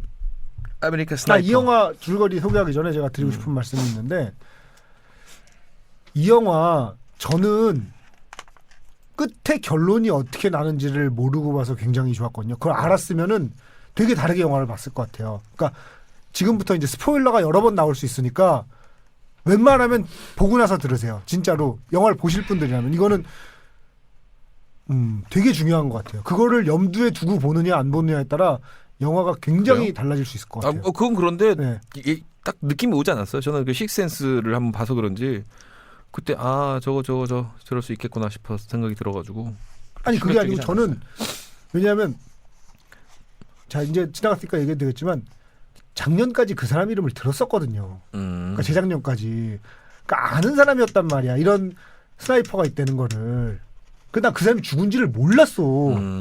그러니까 나는 죽을 거라고 생각도 못한 거지. 그리고 진짜 깜짝 놀랐어.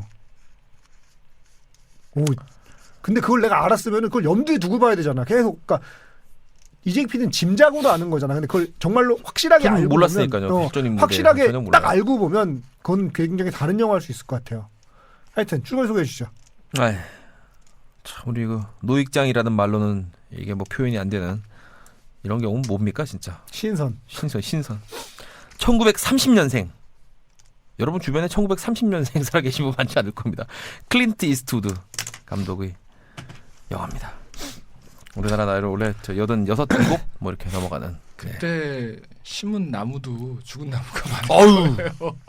그때 그 태어난 바다거북 중에서 80%가 죽었어요. 그렇게 생각하지 마시고요. 1930년이면 1차 대전 때요. 2차 대전이 일어나기 전이야.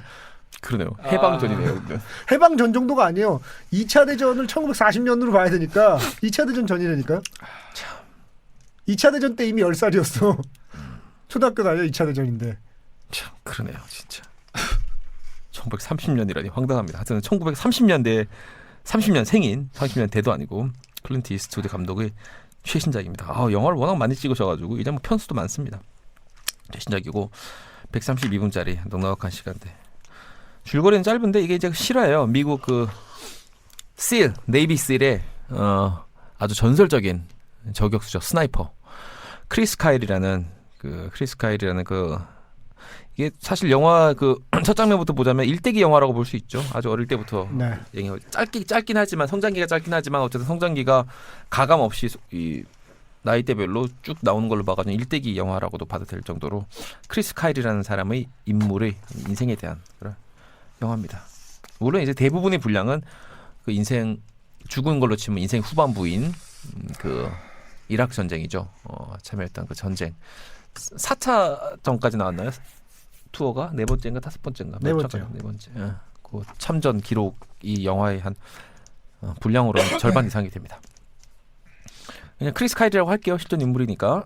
크리스 카일이 어릴 때부터 굉장히 좀 전형적인 아주 굉장히 극보수에 가까운 그런 보수적인 미국.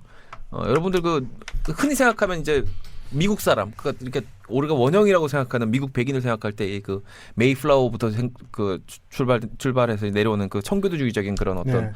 미국 사람들의 정신적인 뿌리가 있잖아요. 네. 그 뿌리를 쭉 지키고 있는 사람들이 꽤 있어요, 미국에도. 네. 지금 뭐 막 인종적으로도 이렇게 혼혈이 되고 또 문화적으로도 혼혈이 많이 됐지만 굉장히 또 골수 그런 또 백인들이 있습니다. 그런 네. 집안에 태어난 사람입니다. 크리스 카일은 혈통으로도 완전히 그냥 백인이고 아주 굉장히 그 독실한 네. 크리스찬 집안이고 네.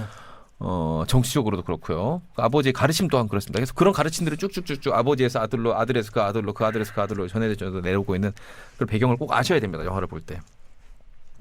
그런 사람인데 역시 그 자기 아버지처럼 또 그 아버지처럼 그런 어떤 생각과 철학을 가지고 또 자라나게 됩니다.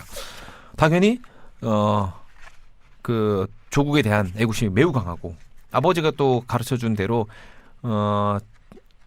자기 동생을 돕는 것부터 시작해서 약한 사람을 돕는 그런 뭐라고 해야 되나 이타심부터 시작해서 그런 굉장히 강한 사람으로 정의로운 사람으로 크는데 이 사람이 그 9.11 테러를 목격하게 되면서 그 굉장한 그 애국심에 이제 그 화약고가 터지듯 팍 터지는 거죠. 그래서 그 이슬람 쪽 세계에 대한 어떤 복수 증오를 가득 품은 채 그 전쟁에 참전을 하게 됩니다. 내가 쉽덕이 돼야 되겠다라는 도화선이 터진 거죠. 그래서 이제 트리거가 된 거죠. 어릴 때부터 아버지 따라 사냥을 배웠는데 아버지가 아주 어린 그 크리스 카일한테 인정할 정도로 타고난 저격수인 거예요. 천부적으로 타고난 저격수이기 때문에 거기 전쟁에 나가서도 금방 인정을 받게 됩니다. 승승장구하게 됐는데 그 스나이퍼로 문제는 이제 그 참전하기 직전에 남기고 온 아내와 그 아내 배에 있던 자기 아들이죠. 갓 태어난 아들. 그 아내는 계속 불안하죠. 모든 그 참전 용사들의 그 가족들이 그렇듯이 언제 죽을지 모르기 때문에 불안한데 이 친구는 조금씩 전쟁에 중독되어 갑니다. 처음에는 그 애국심의 시작을 했는데 이제 그 애국심 자체가 아니라 거기서 일어나는 그 전투가 이 사람의 목적이 되고 그다음에 그 친구들의 내 전우들의 복수가 또 목적이 되고 그다음 또 하나는 경쟁자가 또 한 명이 있어요. 그 올림픽 메달리스트인 네. 그 아랍인이 또 네. 스나이퍼 무스타파라는 그 아랍인 스나이퍼가 또 경쟁을 하기 때문에 그 놈을 제거해야 되는 게 또 목적이 되는 거예요. 네. 거듭해서 계속 참전을 합니다. 그때마다 아내와의 관계는 정말 끝간데 없이 또 좋아지지 않고요. 그러다 마지막에 결국 그 표현은 좀 이상한데요. 뭐요? 끝간데 없이 좋아지지 않고는 좀 이상하지 않아요? 끝간데 없이 좋아질 수도 있잖아요. 나빠진다고 얘기하잖아요. 그래요. 끝간데 없이 안 좋아집니다. 끝간데 없이 나빠지고 뭐 이혼 직전까지 가고 뭐 아내 울고불고 난리 났는데도 불구하고 아예 나는 가야 돼 하고 가서 결국 이제 정말 생사를 넘나드는 그런 고초를 여러 번 겪은 끝에 아주 기적적으로 저 먼 거리에 있는 1000m 거의 한 1마일이라고 표현됐던 것 같은데 1900m 1마일이 넘는 정말 어마어마한 거리에 있는 그 무스타파를 마침내 저격하죠.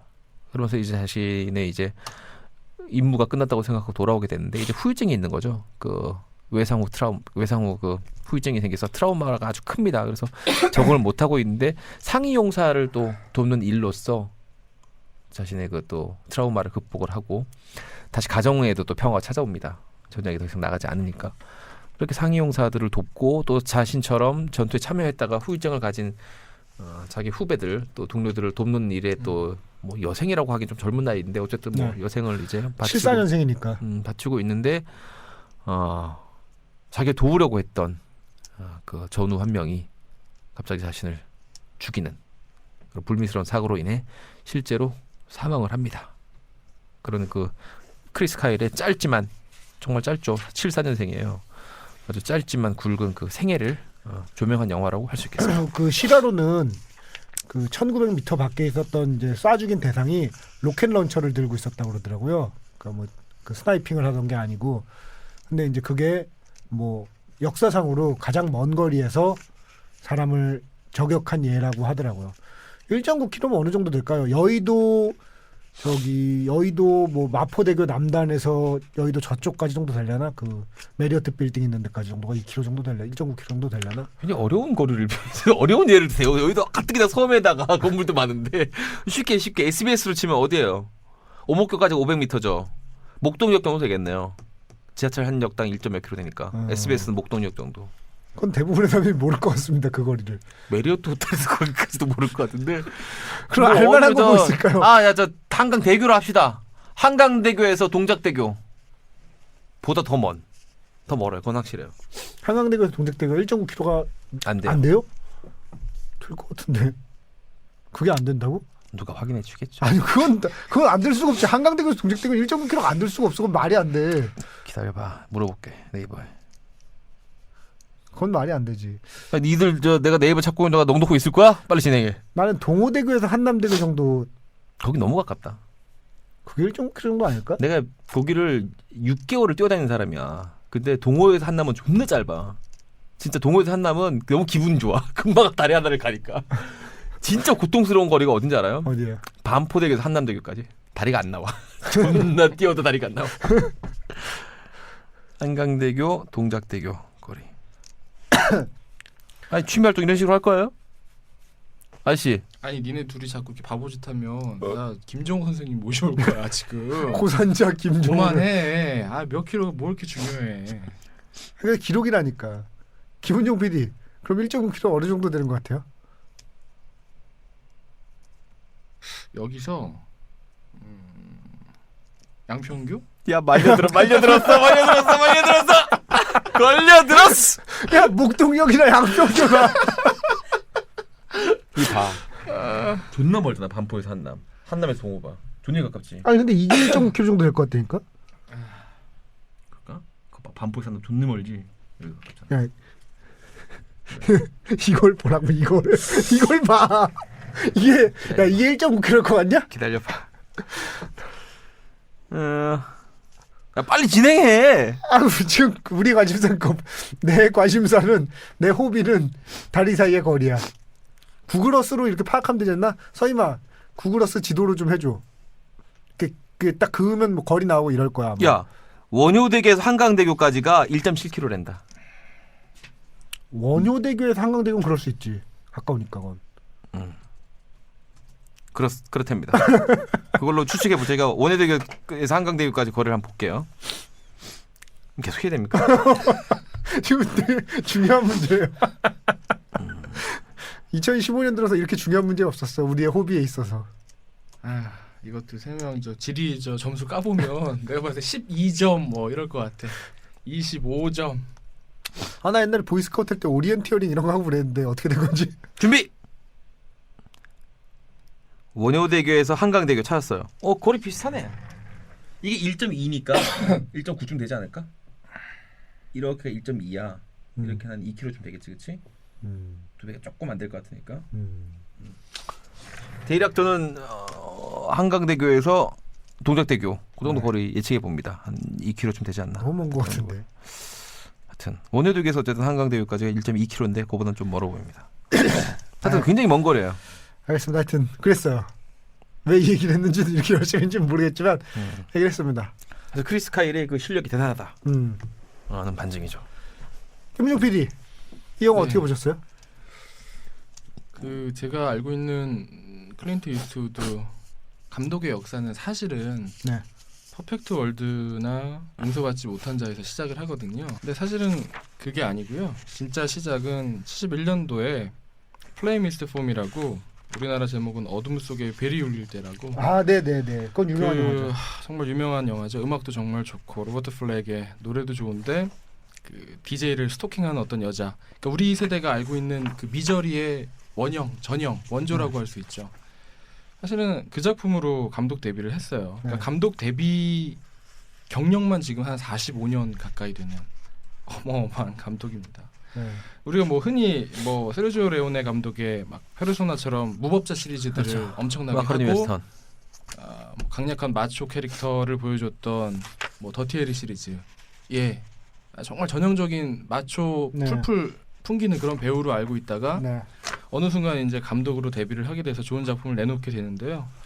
굉장히 그 구력이 오래됐습니다. 우리가 상상하는 것 이상으로. 네. 물론 90년대 초반에 데뷔를 했다 쳐도 한 25년 동안 작품을 굉장히 많이 내놓고 있는데 이번 작품도 뭐 누구나 다 인정하겠지만 클린트 이스트우드의 작품 완성도는 항상 수준 이상이죠. 우리가 어떤 기대치를 갖고 있는 부분들을 분명히 채워준 부분이 있고요. 그 중에서도 특히 좋은 작품들이 있는가 하면 뭐 체인질링 같은 작품이나 뭐 인빅터스 같은 작품들처럼 조금 뭐 평작도 있긴 하지만 체인질링 되게 좋지 않았어? 난 체인질링 되게 좋았는데. 저는 그냥 평범하게 그게 봤어요. 걔 안젤리나 졸리 나오는 게 체인질링 아니에요? 맞아요. 하여간 굉장히 좋은 작품들 뭐 이따 한번 꼽아보겠지만 어쨌든 늘 항상 평균 이상, 평타 이상의 작품들을 보여줬는데요. 뭐 이번에 아메리칸 스나이퍼도 마찬가지였습니다. 굉장히 그동안 뭐랄까 많이 다루었던 문제의식을 갖고 있긴 하지만 본인이 이렇게 많이 다른 감독들에 비해서 관여하지 않았던 어떤 소재를 이라크전을 다루고 있는데요. 기본적으로 갖고 있는 그 클린트 이스트만이 갖고 있는 그 연출력의 저는 핵심을 굉장히 그 전공법, 전통적인 어떤 느낌의 어떤 묵직한 느낌. 그러니까 뭐 이렇게 교타잖아, 뭐 어떤 테크닉이 뛰어나거나 기교를 부리지 않는. 예, 뭐 새로운 혁신적인 뭔가를 보여준다거나 이런 게 아니고요. 가장 훌륭한 레시피는 결국은 좋은 재료를 구해서 좋은 육수에다가 적정한 온도와 시간을 뭐 이렇게 숙성시켜서 잘 만들어내는 그런 느낌처럼 영화도 마찬가지로 항상 그런 식으로 해온다고 생각을 했는데 이번 작품이야말로 그런 클린트 이스트우드의 결과 가장 거의 싱크로율 100% 일맥상통하는 작품이라고 생각을 합니다. 영화를 보면서 계속 느꼈던 건데요. 뭐 예를 하나 들자면 편집 같은 경우에 굉장히 그 오디오가 선행하는 편집을 많이 씁니다. 네. 이거 굉장히 그 전통적인 굉장히 옛날에 많이 쓰던 거죠. 아주 전통적인 편집. 요즘 잘 안 나와요. 요즘 또 네. 아주 요즘은 90년대 많이 나오다가 네. 요즘은 최근에 인터스텔라에도 가끔 그 여러 번 쓰인 걸 볼 수 있었죠. 뭐 그런 예외적인 네. 경우를 제외하면 요즘 영화에서 이렇게 오디오 선행하는 편집 잘 안 쓰거든요. 안 쓰죠. 오히려 오디오 비디오와 같이 가서 네. 거기서 약간 놀라움이나 네. 아니면 단절의 느낌을 주지 그렇게 안 쓰는데 시종일관 오디오가 선행하는 편집을 쓰시더라고요. 네, 네. 그러니까 그거 하나만 봐도 얼마나 이 노익장께서 네. 어떤 묵직한 정통의 길로 메시지를 전달하려고 하는지를 알 수 있는데 이번 작품은 그런 측면에서는 본인의 장기가 100% 드러난 작품인데 다만 저는 안타까웠던 점은 이 비슷한 소재를 다뤘던 다른 영화들 애니메이터 게이트 같은 거. 아니요 이제 그거는 사실은 뭐 소재 면에서 가장 먼저 떠오르죠. 네. 스나이퍼와 스나이퍼의 대결이라는 네. 뭐 근데 저는 그거보다는 이제 캐서린 비글로 감독의 작품 같은 것도 하트로커. 예 떠올랐는데 그런 작품 내지는 폴 해기스가 그 메가폰을 잡았던 엘라의 계곡 같은 작품들이 떠올랐는데 그런 작품들에서 보여주는 캐서린 비글로우나 폴 해기스가 갖고 있는 어떤 그 사안에 대해서 정확하게 절개에 들어가는 네. 그 아주 예리하게 파고드는 그런 부분들 내지는 굉장히 독특하게 접근하는 그 방식, 접근 방식 네. 그런 측면에서 그네들이 보여줬던 것만큼의 어떤 신선함은 분명히 없었다. 다만 이제 이것이 뭐 이 영화에 대한 뭐 무조건적인 악평이 아니라는 것은 원래 클린트 이스트우드가 갖고 있는 작법 자체가 항상 전공법, 우직하게 맞아 내러티브가 정직해요. 예, 군대로 네. 치자면 네. 그 방식을 항상 고수했기 때문에 당연히 그런 부분은 없을 것이지만 떠올랐던 그 두 작품들이 워낙 좋아서 그런지 그 메시지를 전달하거나 말하고자 하는 바를 이렇게 얘기하는 그 부분에 있어서 좀 뭔가 참신함이나 아니면 촬영 같은 것들의 참신함 이런 것들이 좀 떨어져서 좀 저는 클린트 이스트우드 감독 작품 중에서는 그렇게 높은 상위에 랭크되는 작품은 아니었던 것 같습니다. 뭐 그럼에도 불구하고 보면 시간 쭉쭉 가고요. 재밌죠, 되게 재밌어요. 정말 영화 잘 만들죠. 뭐 클린트 이스트우드라는 이름을 걸고 드리는 말씀이니까요. 뭐 제가 이렇게 얘기했지만 이따가 별점은 막 4개 이상 나가고 뭐 그럴 겁니다. 이직피님 어떻게 보셨어요? 영화 재밌게 봤어요. 재밌게 봤고 아까 그 김은주 PD가 허트로커 얘기를 했는데 진짜 전쟁 영화 몇 편 꼽으면 한 3번째 안에도 들어갈 것 같은데 허트로커 너무너무 감동 깊게 보고 여러 번 봐가지고 아 거기서 진짜 제레미 레너 최고 영화는 저는 허트로커 같아요. 하나 뽑으라면 제레미 레너는 허트로커. 거기서 주인공이네 그러고 보니까 주연하고 성공한 영화가 있었네요. 그 얘기도 했었어요 우리가. 그 영화 근데 거기서는 약간 오브제 같은 느낌의 주연이라 또 다른 영화 주연하고는 약간 느낌이 다르죠. 그러니까 그렇죠. 예를 들면 이 영화 아메리칸 스나이퍼에서 이 브래들리 쿠퍼가 주연이라는 느낌하고 허트로커에서 다르죠.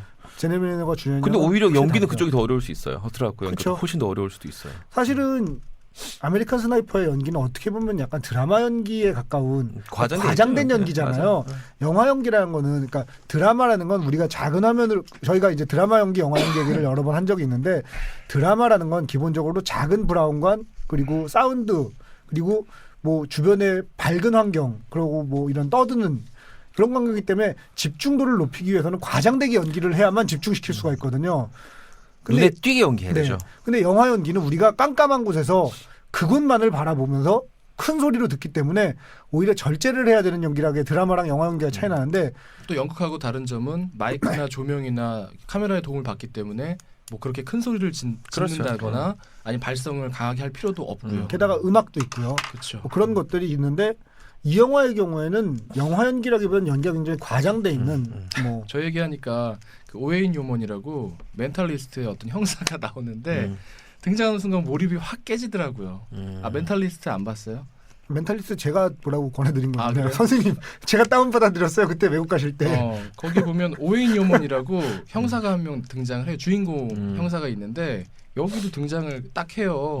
딱 등장하는 순간 몰입이 깨지더라고요. 누구예요? 그 여기 밑에 오웨인 요먼이라고 있어요. 이렇게 좀. 아 이게 어디 나왔지? 저 부대원으로 나왔던 사람 아니에요? 네네네. 그 반지 줄래도 죽은 애. 아 그게 아니구나. 막판에 마지막 투어 4에 나왔던. 멘탈리스트에서는 확실히 그 캐릭터가 눈에 확. 거기서 약간 좀 꺼벙한 캐릭터로 나오잖아요. 네. 그 여자 형사 좋아하고 뭐 여자 이런. 형사랑 이렇게 연결되고 그런 역할로 나왔던 배우가 등장을 하니까 그 드라마에서 진짜 이해 안 가는 부분 중에 하나예요. 멘탈리스트에서 얘가 그 여자를 좋아하는 건 이해가 안 돼. 그 여자는 얘를 왜 좋아하는 거야? 그 여자가 더 좋아해요. 아니 그러니까 말이 돼?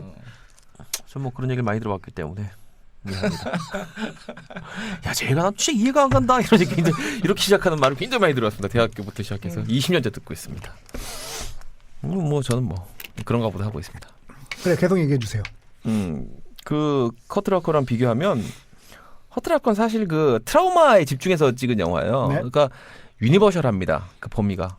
왜냐하면 에스키모도 트라우마가 있을 수 있고 네. 태국인도 트라우마가 있을 수 있거든요. 네. 범세계적이라는 거죠. 근데 이 아메리칸 스나이퍼는 제목부터 이거는 미국 사람들 보라고 만든 영화입니다라고 찍어놓은 영화예요. 굉장히 그 미국이라는 그 나라에 대한 애국심이 곳곳에 스며들어 있고 마지막에 미국 국기로 처벌하는 거 보세요. 싹 마지막에 엔딩 전부 미국 국기로 다큐멘터리 하면서 써가면서 또 애국심에 대해 관한 영화기도 하죠 또. 그래서 이 포커스가 완전 다른 거예요. 허트라커는 이 전쟁의 참상인데 그 참상이 전쟁의 피해자들이 아니라 전쟁에 참여했던 전쟁을 수행했던 사람들의 그 애프터매스에 대해서 다뤘다고 한다면 이 아메리칸 스나이퍼는 그게 아니라 한 위대한 미국인 용사에 대한 이야기예요. 말하자면. 그런데 제가 무작정 이거를 거슬리지 않았던 이유 중에 하나는 그 세비지라는 단어에 있는데 그 세비지라는 단어가 제가 기억하기로는 3번 등장을 하는데 3번. 네, 3번 정도 나오는 거예요. 브래들리 쿠퍼 옆에 3번 튀어나오는데 그게 굉장히 의도적이라는 생각이 들어요. 그래서 크리스 카일? 이 사람의 그 신념을 그냥 가감없이 보여준 것 같아요. 실제로 크리스 카일이 그런 생각을 가졌을 수도 있고, 그러니까 미국인이 아닌 다른 나라 사람들을 야만인으로 생각하는 그런 미국 인종적인 우월주의에 휩싸였다는 그런 사람이었어라고. 하지만 그는 애국자였고 그는 우리에게는 많은 도움을 줬지 정도의 시선이 아닌가 생각이 들어서 그렇게 불편하진 않았어요. 크리스 카일의 시선으로 봤을 때 그들은 울픈 거죠. 자기는 쉽독이 돼서 양을 지켜야 되는 거죠. 국민들을. 저는 이제 이 친구들 항상 브라더 얘기를 하면서 자기 브라더를 지키려는 그게 있거든요. 그게 어릴 때부터 나오잖아요. 저는 이제 깜짝 놀란 게 처음에 이제 그 해병대 갈 때 케이던스라고 그러거든요. 구령 붙이라고 케이던스라고 하는데 케이던스 붙이면서 뛰는 장면들이 나오는데 이제 뭐 막 군가를 부르기도 하고 우리도 이제 군가 부르면 쓰잖아요. 군가 근데 그 똑같아요. 미국 애들 군가를 부르기도 하고. 근데 얘들은 좀 웃긴 말을 그냥 붙이기도 해요. 뭐 자장가를 부르기도 해요. 뭐 Papa's gonna buy me a mockingbird 뭐 이런 네. 부르면 뭐 따라하고 그걸 또 뛰면서 뭐 네. If that mockingbird don't sing 막 이러고 따라하면 또 네. 선창하고 후창하고 뭐 이런 식으로 하는데 우리로 치자면은 아빠가 출근할 때 뽀뽀. 정확하게 뽀뽀뽀 불러요 카투사들이. 그런 거죠. 그리고 예. 이제 미군이 스케이던스 한 번 하고 카투사가 한 번 하는데 카투사가 나가면 보통 뽀뽀뽀 부르고 뭐 학교정이 부르고 뭐 이런 식으로도 합니다. 미군도 다 따라 불러요. 아 진짜 뽀뽀. 아빠가 출근하면 뽀뽀뽀 막 그러면 미군 그러면서 따라 부르면서 가요. 아 진짜 뽀뽀뽀 불러요? 불러요. 뽀뽀뽀 막 이러고 되게 좋아해 뽀뽀뽀 미군들이 제일 좋아하는 구령. 마지막에 뽀뽀뽀. 친구 이러면 친구 하면서 두 손을 뻗습니다 미군 애들이. 정말 그래요 정말. 지금도 아마 그럴걸요 카투사. 이거 듣는 분들 중에 카투사 분들 있으면 요즘도 많으신다. 부대에서 뽀뽀뽀 부른지 한번 보세요. 항상 모든 부대가 이 대한민국 팔도의 모든 미군 부대가 아마 친구였으면 다 팔을 들었을 것 같아요. 생각하는 게 똑같군요. 네. 나도 그게 친구 뭔지. 하면 친구 이러면서 팔을 딱 시켰습니다. 하여튼 그때 있은 얘기인데 저는 굉장히 친하게 지내던 되게 순둥이 같은 좀 체구도 작았어요. 걔 이름이 기억이 안 나네. 하여튼 저랑 계급 똑같은 일명이었는데 저랑 같이 룸메이트였는데 되게 친하고 저보고 맨날 브라더하고 엄청 많이 챙겨줬어요. 근데 그 친구가 어느 날 그 우리나라 평택 안정리에서 나이가 좀 드신 택시 기사 분 한 명을 개잡듯 팬 거예요. 그 친구가. 외박 나갔다가. 왜? 그래서 이제 근데 그 사건이 이제 막 커지진 않고 헌병대가 넘어가고 이러진 않고 네. 얼굴이 완전히 거의 곤죽이 됐다 그러더라고요. 네. 그 할아버지가. 이제 저는 그 전에 이제 그 친구랑 친해가지고 주말에도 많이 데리고 같이 나이트도 가고 막 여자도 꼬시고 막 그러고 놀았어요 진짜로. 네. 왜냐면 뭐 브라더 하면서 친하게 지냈으니까. 네. 근데 그 사건이 딱 터졌는데 그 친구가 빤스 아닙니다. 그 친구는 피터스 나 이름 정확히 기억해요. 잭슨, 피터스, 존슨 세 명이었는데 세 명이나 예, 저 아픈 기억이 많습니다. 이름 기억났다. 프리엘이었는데 코튼이랑 프리엘 이렇게 또 있었는데 프리엘이었는데 그 기사 분을 그렇게 때린 그게 있어서 부대에서 좀 문제가 됐었어요. 그래서 물어봤죠. 왜 그 할아버지를 그렇게 팼냐 그랬더니 우리 브라더를 보고 비웃었다는 거예요. 근데 술을 먹고 이제 자기 그 다른 또 미군 친구하고 술을 먹고 들어오는 길에 술이 좀 취한 거죠. 그 택시기사 시비가 붙었는데 이 새끼들이 택시기사 끌고 난 다음에 얼굴을 밟은 거예요, 발로. 아저씨는 완전 곤죽이 됐죠, 얼굴이. 네. 그 일이 있고 난 다음부터 브라더라고 못 부르겠더라고요. 무슨 말인지 알겠어요, 제가 하는 말? 그래요, 그 친구들은. 정당한 처벌은 받았나요? 아니 전혀. 건드리지도 못해요. 그러니까 소파가 그렇잖아요. 지금은 모르겠는데 그 당시에는 지금도 마찬가지죠. 저희 부대에 있을 때 그 뭐 강간, 폭행, 우리나라 여자 뭐 성추행하고 강간하고 그냥 아무렇지도 않았어요. 예. 하지만 그 미국인들에게는 영웅이죠. 그 택시 기사를 패줬기 때문에 그 기사가 뭐 기사 할아버지가 비웃진 않았겠지만 뭐 룸미러로 눈이 맞췄는데 뭐 웃었거나 그랬겠죠. 술 취해서 헛소리 하니까. 그런데 그 친구 입장에서는 감히 나이든 한국 새끼가 나 얼굴 보고 술 취했다고 비웃었는데 곤죽을 만들어놨으니까 진정한 브라더고 영웅일 수도 있는 거죠. 그런 생각도 나고 했는데 좀 그래서 저 같은 그런 개인적인 경험이 있는 사람한테 되게 불편하게 보일 수 있는 영화인데 그런 것을 가감 없이 또 크리스 카일이도 그런 극단적인 성격 같은 것도 보여가지고 그렇게 불편하게 보진 않았어요. 하지만 그 부분은 분명히 여러분들이 생각을 해야 돼요. 이게 분명히 그런 지점들이 있습니다. 특히 그 순혈 백인들에게는 그 인종에 대한 그 우월주의가 있는 경우가 굉장히 많이 있습니다. 그래서 우리는 우리한테 잘해주고 친구라 그래가지고 영어도 가르쳐주고 좋아하죠. 전혀 다르게 생각하고 있는 경우가 있어요. 친구 하지만 지네 집에서 키우는 개만도 안 하게 생각하는 경우가 굉장히 많이 있습니다. 실제로 경험한 뭐 케이스도 있었어요? 이런 케이스들이요. 이런 거. 이런 케이스들. 거기 같이 근무하는 카투사들하고는 그래도 좀 그렇게까지 친하지만 아니죠. 다 순위가 있는 거죠. 다 순위가 있어요. 그게 뭐 예전에 이제 중국으로 치자면 원나라 때 때는 아예 그 인종의 계급을 정해놨잖아요. 그래서 한인이 제일 밑에 있는 계급인데 예를 들면 원나라 몽골 사람이 최고 우선이고 그다음에 뭐 거란인이나 생목인 이런 식으로 해서 쭉 정하다 보면 맨 나중에 이제 한인들이 제일 밑에 있는 그런 구조로 이제 피라미드 구조로 만들어놨었죠. 또 하나 저 이 영화 보면서 말씀드리고 싶은 거는 그 이제 9.11 테러에 대한 부분인데 이게 참 그래요.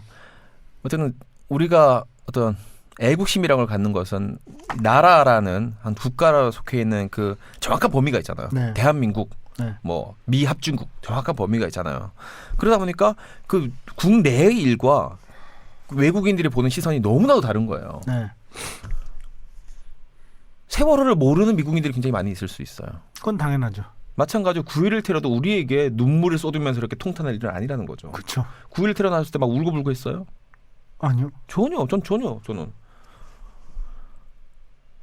보시면 그런 생각이 들 거예요. 9.11 테러로 제 기억으로 한 3,000명 죽었나요? 그 정도 돌아가신 걸로 알고 있어요. 근데 미국이 그 뭐 원유를 뺏기 위해 네. 그 중동 지역에서 이랬던 여러 가지 80년대부터 아프가니스탄부터 시작해가지고 소련과의 그런 대결 구도부터 시작해가지고 기름 패권주의죠. 수십 년 동안 예. 그 중동에서 벌인 전쟁으로 죽거나 영구 장애를 입은 팔다리가 잘라진 지뢰를 밟아서 간 아이들 숫자를 합치면 10배? 수십 배? 그럴 수 있다는 거죠. 이런 거예요. 우리 집에서 이게 뭐 죽음을 그 단순히 그 수치상으로 비교하는 건 어렵지만 그런 테러가 났다고 그 나라로 들어가가지고 나라를 다 부셔버리는 게 네. 민간인들까지 수많은 민간인들까지 다 네. 또 죽여버리는 게 혼내주는 게 네. 과연 옳은 일인가 하는 생각을 저는 13년째 하고 있습니다. 14년째. 미국인들에게는 옳겠죠. 옳은 일이 아니죠. 애국이니까. 옳은 일이 아니죠. 그게 옳은 일이라고 주장하는 영화입니다. 영화는. 그것도 그렇고 사실은 그러니까 이거는 이제 클린트 이스트우드 영화의 특징이라고 말하기는 어렵지만 이 영화의 경우에는 그러니까 클린트 이스트우드 경우에 곳곳에 그런 곳들이 보였고 이 영화의 경우에도 보였는데 그런 큰 차원에서의 고민이 없어요. 그러니까 시대적 고민, 사회적 고민이 없이 언제나 늘 눈앞의 것들을 고민하는 거죠. 뭐 그게 어떻게 보면 개인으로서는 훨씬 행복할 수도 있는데 예를 들면 허트로커와 그러니까 저는 허트로커와 이 아메리칸 스나이퍼의 관계가 포레스트 검프와 국제시장의 관계하고 비슷하다고 생각하거든요. 뭐냐면 허트로커의 경우에는 그 인물을 통해서 그 사건과 사회와 시대를 보여줬다면 아메리칸 스나이퍼의 경우에는 그냥 그 사건 속에서 살아갔던 한 인물만을 주목을 한다는 거죠. 포레스트 검프도 마찬가지로 그거를 통해서 그 사회와 그 시대의 문제와 그런 고민들을 보여줬다면 국제시장은 그냥 그 시대에 살기 어려웠던 걸 그냥 갖다가 썼을 뿐 사실은 그런 고민들은 안 담겨 있잖아요. 클린트 이스트우드 경우에도 그런 고민은 사실은 없어요. 그리고 이게 저는 클린트 이스트우드가 나쁜 사람이라고 생각하지는 않지만 본인이 존중한다고 생각하는 가치와 본인이 실제로 결과적으로 존중하게 된 가치가 일치하지는 않는다고 생각을 하거든요. 영화에서 보면 그래도 공통적으로 읽혀지는 시선은 클린트 이스트우드는 약자에 대한 그런 따뜻한 시선을 느낄 수가 있거든요. 자기보다 약한 사람에 대한 따뜻한 시선을 느낄 수가 있어요. 기본적으로 약자를 지키려고 그러는 사람이고 보수라면 이렇게 해야 된다. 그러니까 사실은 우리나라에서만 보수가 왜곡돼서 그런데 보수란 건 기본적으로 되게 약자에 대해 따뜻하게 배려하는 쪽이 보수인 거잖아요. 내가 힘 세니까 힘 약한 사람을 지켜야지가 보수의 올바른 가치라고 생각하는데 내가 쉽들을 지키는 쉽독이 되겠다는 네네 그게 그런 주제의식이 가장 극명하게 드러난 작품을 하나 꼽자면 그랜토리노가 네네 바로 그런 작품이죠. 네네 내가 저 동남아에서 온 저 친구 저 아이 네. 거기다가 저 인종도 그렇죠. 네. 실제로 아이지요. 네. 여러 가지 모든 것들이 다 겹친 그 약자의 약자를 더한 약자를 내가 지키기 위해 순교하겠다라고 하는 그 시선이 들어간 게 이제 그랜토리노 같은 그런 작품이죠. 그게 사실은 진짜 보수들이 해야 될 일이고 근데 우리나라에서만큼은 유독 보수는 약자를 지키는 집단은 전혀 아니라는 게 특징인데 어쨌든 이 영화에서 드러나는 클린트 이스트우드의 시선과 그 실제로 클린트 이스트우드가 바라보는 지점과 걸어가고 있는 지점의 차이는 클린트 이스트우드는 자기가 지켜야 될 약자들을 지키고 싶어하는 사람인데 실제로는 그게 아니라 강자의 입장에서 약자에게 횡포를 부리는 거에 가깝다는 거죠. 예를 들면 상황을 취한시켜서 일제시대야. 일제시대에 어떤 일본의 군인이 한국에 와서 자꾸 일본 사람들을 해치는 테러리스트를 상대로 스나이퍼가 됐다 쳐요.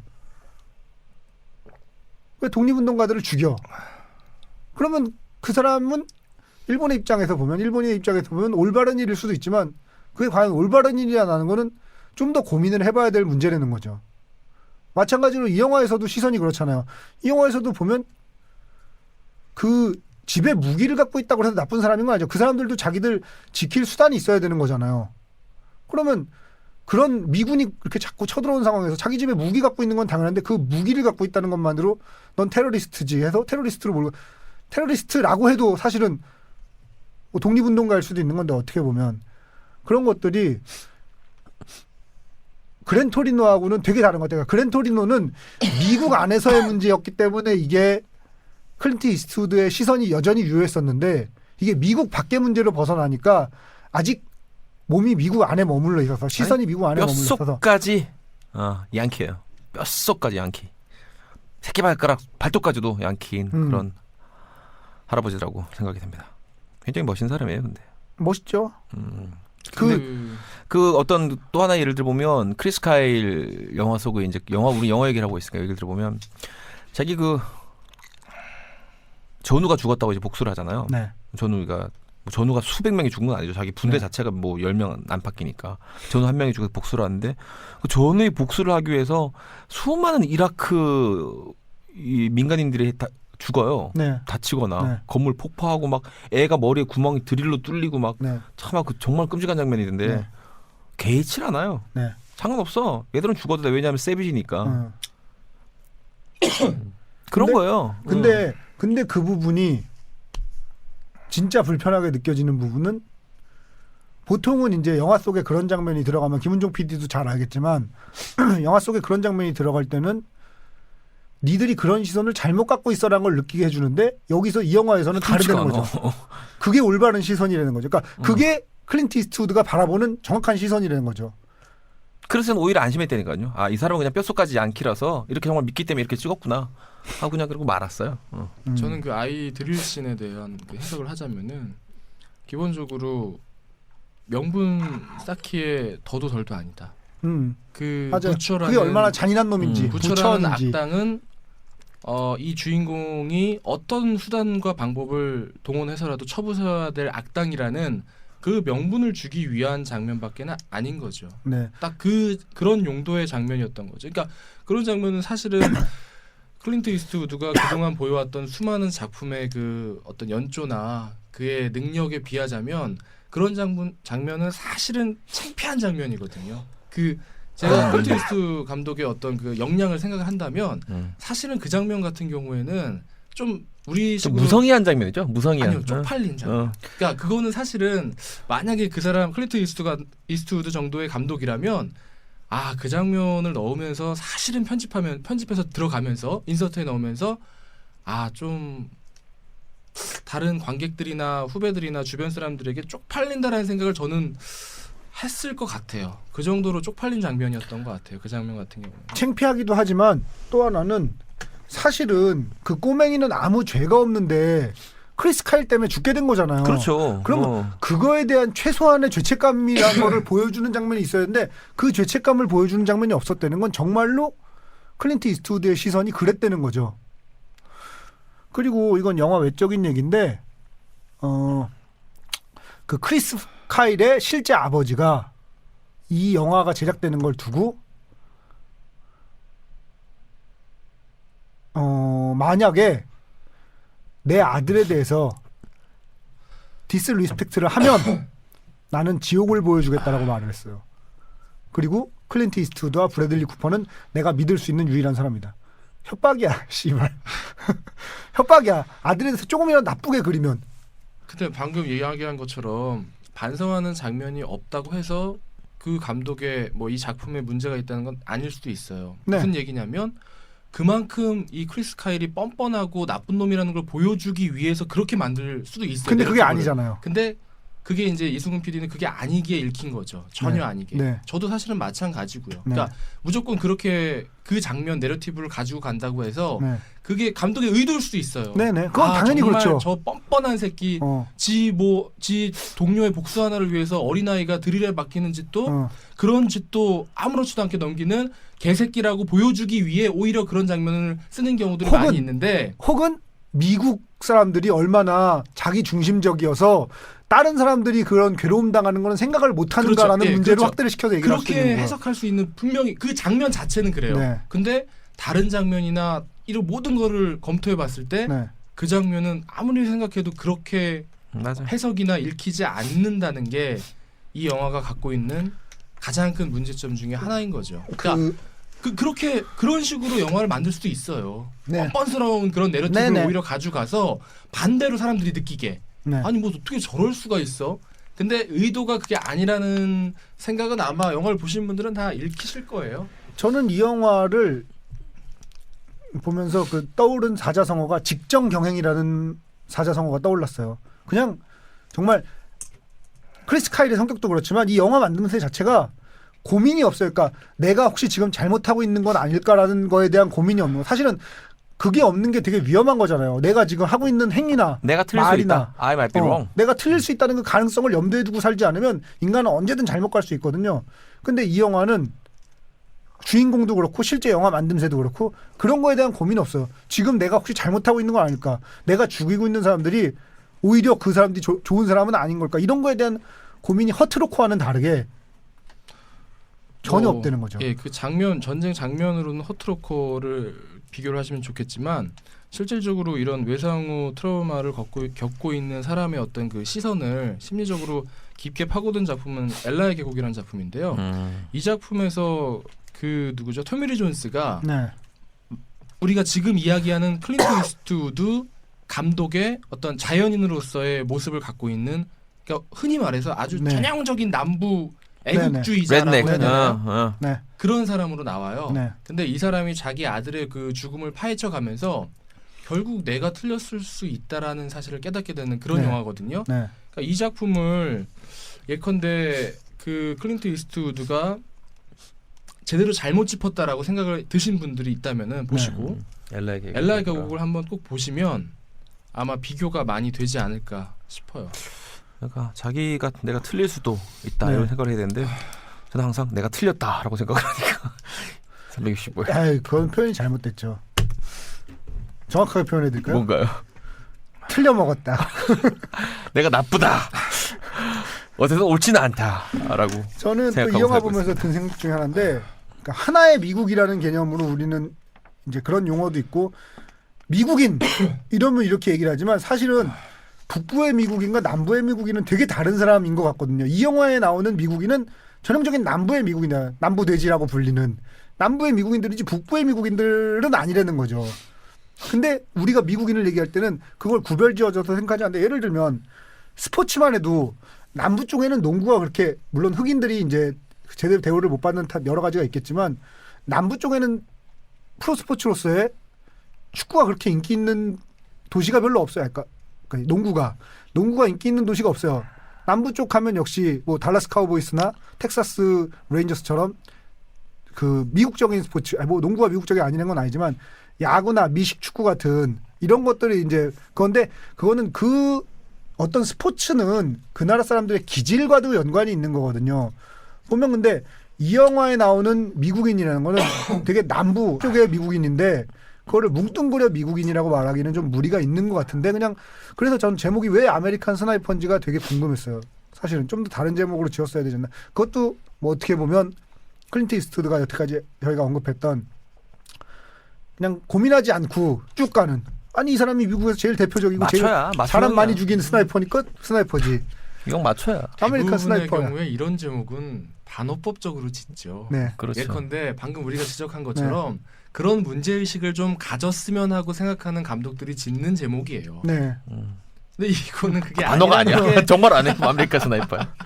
보통은 아메리칸이라는 말이 붙는 거는 그 부분에 대해서 문제의식을 지어달라라고 자기 비하하는 얘기예요. 자기 근데 비판적인 이제 여기서는 뭐 그렇게 읽히지 않으니까. 사실은 전쟁이란 게 되게 중대한 문제고 고민을 많이 해야 될 문제인데 전쟁을 다루고 있으면서도 전쟁에 대한 고민이 전혀 없어요. 이 영화에서 하는 고민은 이런 고민이에요. 그러니까 이 영화는 원론적인 고민한 게 아니라 방법론적인 고민이에요. 9.11이 터졌어.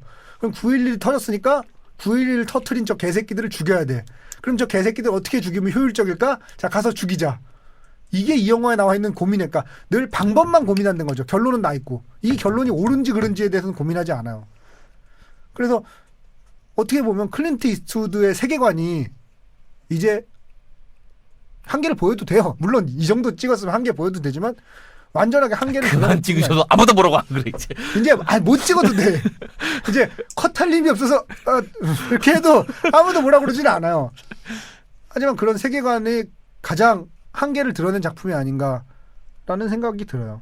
저는 이제 우리나라의 그 대한민국의 그 외교 국제 정치적 스탠스와도 우리 관객들이 이 영화를 보는 시선과 맞닿아 있다고 생각을 하는 게 지금 어쨌든 우리가 뭐 우방우방하지만 뭐 까놓고 얘기하면 그냥 미국 밑에 있는 거잖아요, 사실은. 네. 미국 편들어가고 묻어가는 네. 거잖아요. 네. 그러다 보니까 우리 영화를 보는 시선이 쫄짜인데, 그러니까 그 여러분 그렇게 생각하시면 돼요.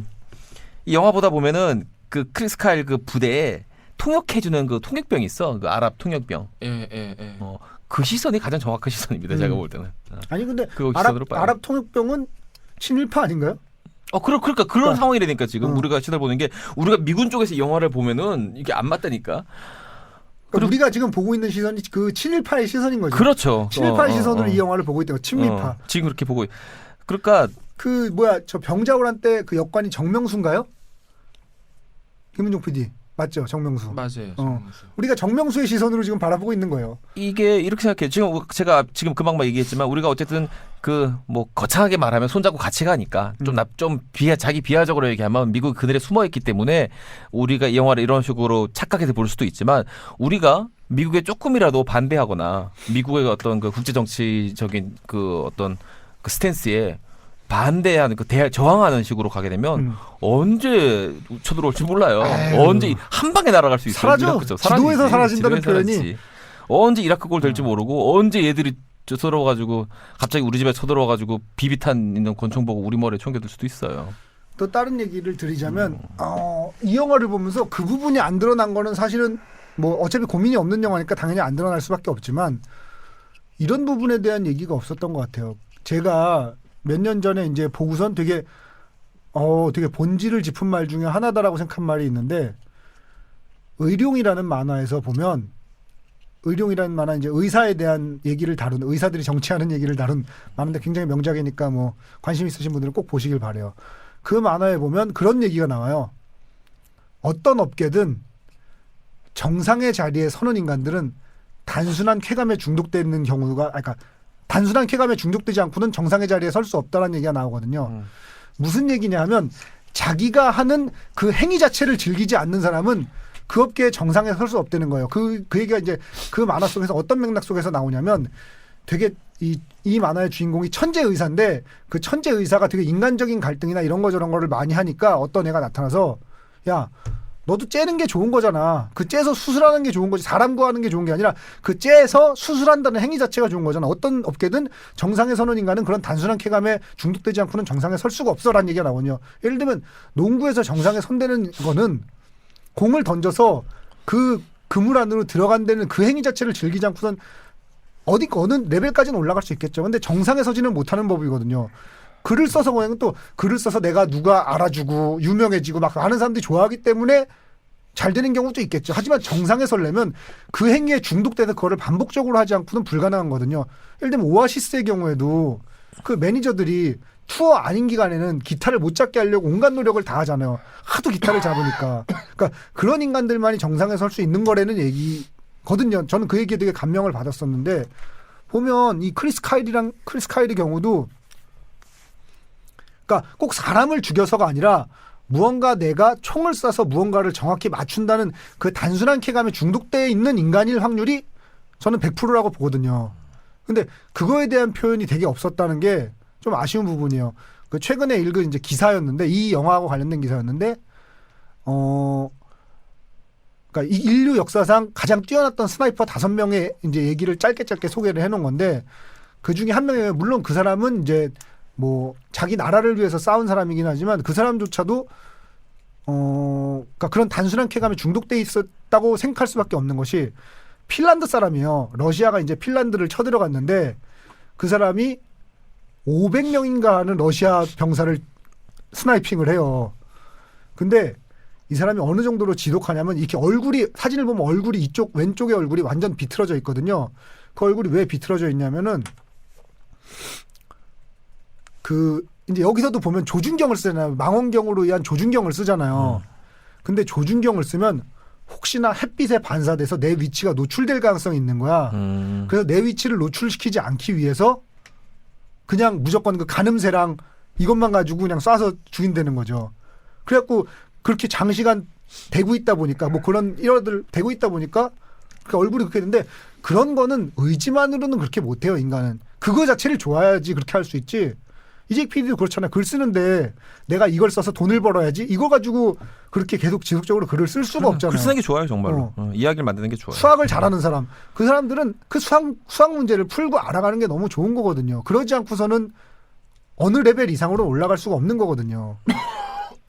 김은종 PD가 그래서 중국어를 아닙니다. 그렇습니다. 참 이거는 어느 레벨이라고 얘기하니까 중국어가 미안해지네요. 하지만 단언컨대 저로서 우리 셋은 취미로는 경제에 올라섰습니다. 아 그럼 우린 뭐 그 클린트 이스트우드의 다른 작품들과 좀 비교를 한번 해볼게요. 네네. 제가 클린트 이스트우드의 그 뭐 진짜 초기작 뭐 플레이 미스트 포미 같은 작품들은 빼고요. 네. 뭐 최근 90년대 용서받지 못한 자로 뭐 아카데미 상을 한 대여섯 개 네네 휩쓸면서 그때 장난 아니었죠. 저 그 영화 되게 재밌게 봤어요. 그죠? 예, 등장을 했던 그 이후의 작품 세계를 좀 말씀을 드리자면 이 작품들 가운데에서 뭐 탑 3를 꼽는다면 저는 일단 기본적으로 밀리언 달러 베이비를 꼽고 싶고요. 뭐 누구나 그렇겠죠. 예, 그리고 그랜 토리노를 꼽고 싶고 그다음에 다른 한 작품으로는 또 걔가 꼽으니까 나도 꼽아야 될 것 같잖아. 기다려봐. 아 새끼. 그래서 꼽고 있으면 나 화장실 갔다 올게. 꼽아가지고. 다른 한 작품으로는 그 정말 많은 상을 받았던 용서받지 못한 자라는 그 서부극, 뭐 서부극이죠. 이를테면은 사실은 그 당시에는 네. 그 용서받지 못한 자 이전에는 마카로니 웨스턴이 이제 장르적으로 거의 사라지고 나서 서부극이란 장르가 아예 없어졌어요. 없어져서 더 이상 만들어지지 않다가 용서받지 못한 자가 나오면서 그렇죠. 서부극을 부활시켰다라는 평가를 받았었죠. 예, 그때. 퇴물 취급을 네. 네, 받았던 그 서부극을 들고서 그것도 전공법이에요. 네. 남들은 그 길은 이제 더 이상 가는 길이 아니라고 하는데 네. 그 길을 묵묵히 가서 결국은 이뤄냈죠. 그러니까 그 작품을 꼽고 싶고요. 이 세 작품 말고 네. 정말 저는 클린트 이스트우드의 최고작을 하나 꼽자면은 네. 미스틱 리버라는 작품이 있는데요. 아 미스틱 리버 좋죠. 예, 2003년도 작품인데 미스틱 리버 좋죠. 그 방금 제가 꼽아드렸던 네 작품. 네. 요 작품들에서 보여주는 그 클린트 이스트우드가 갖고 있는 독립이옹이라고 할게요. 독립이옹이 갖고 있는 그 영화적 완성도, 만듦새, 네. 이 퀄리티 같은 것들은 정말 저는 최고라고 생각을 해요.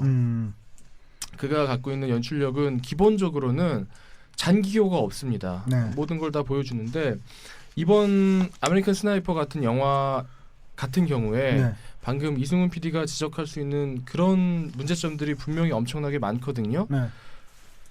그 시점, 이승훈 PD가 지적했던 그 시점, 네. 그 어떤 그 시점에서 오는 문제점을 그나마 아버지의 깃발하고 이오지마에서 온 편지 같은 경우에는 양쪽을 공이 다뤘어요. 같은 네, 사건을. 이오지마에서 온 편지는 확실히 그렇죠. 그렇죠. 예, 네. 일본의 시각과 네. 미국의 시각에서 네, 네. 다뤄서 그나마 물리적으로 어떤 균형감을 회복하는 느낌. 네. 그런 느낌이 분명히 있단 말이에요. 근데 뭐 이번 아메리칸 스나이퍼 같은 경우에는 사실은 거기서도 그렇게까지 우리가 생각하는 그런 느낌은 아니었어요. 네. 어쨌든 물리적으로 균형을 맞췄잖아요. 네. 근데 그 균형이 무너져 있다는 점이 분명히 네.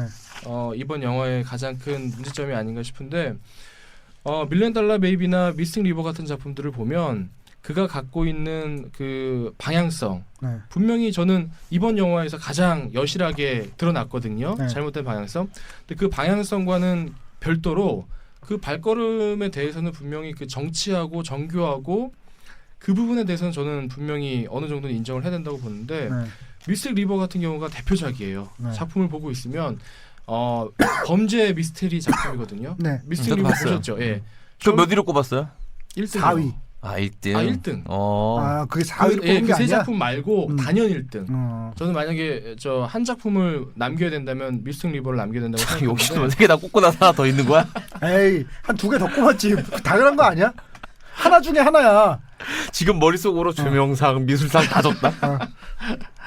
근데 그 근데 쇼펜이 사실은 이 영화 지금 아메리칸 스나이퍼도 아카데미 6개 부분에 노미네이트 돼 있다고 하더라고요. 아카데미는 워낙 보수적인 네. 그쪽 시각이 강하기 때문에 심사위원들 성향 자체가 쇼펜이나 팀 로빈스나 뭐 케빈 베이컨의 그 연기도 물론 좋았지만 어떤 그 굉장히 악몽 같은 납치 사건을 둘러싸고 네. 인간의 본성이 어디까지 스펙트럼을 갖고 변화할 수 있는지를 영화 자체로 너무 재밌잖아요. 미스틱 리버는. 영화가 너무 재밌어요. 영화 자체도 너무나 좋은 작품이고요. 그래서 꼽고 싶은데 그런 그가 가지고 있는 장기들이 어떤 작품에서는 나타나지 않는 작품들이 많이 있어요. 아까 이승훈 PD는 좋게 봤다고 하는데 저는 체인질링도 굉장히 평작이라고 보거든요. 안 봐서 모르겠어요. 예, 그 작품이나 뭐 하여튼 최근에 뭐 히어 애프터도 마찬가지고요. 작품이 나오면 뭐 제이 에드가도 마찬가지고 작품이 나오면 일단 보게는 되는데 제이 에드가는 어때요? 나 보고 싶었는데 못 봤어요. 저는 평작이었던 것 같아요. 그러니까 작품의 어떤 이게 에드가 후버 얘기죠? 네, 에드가 후버 얘기인데 야, 너 좋아하겠다 그러면. 아니 제가 에드가 후버를 예전에 공부를 좀 했었어요. 그러니까 한참. 좋아하겠다고. 그 가장 인상적인 말은 에드가 후버가 남긴 말 중에 가장 인상적인 말은 어떤 인간이든 3일 72시간 3일이면 72시간 맞죠? 72시간을 바라보고 존경할 수 있는 사람은 없다라는 얘기를 했어요. 그러니까 이 사람이 맨날 도청하고 이런 게 일이잖아요. 그러니까 어떤 사람 인생을 72시간을 통째로 딱 보고 나면 더 이상 그 사람을 존경할 수가 없다는 거예요. 어떤 인간은 7분 봐도 존경할 수 없습니다. 보는 순간 존경할 수가 없어요.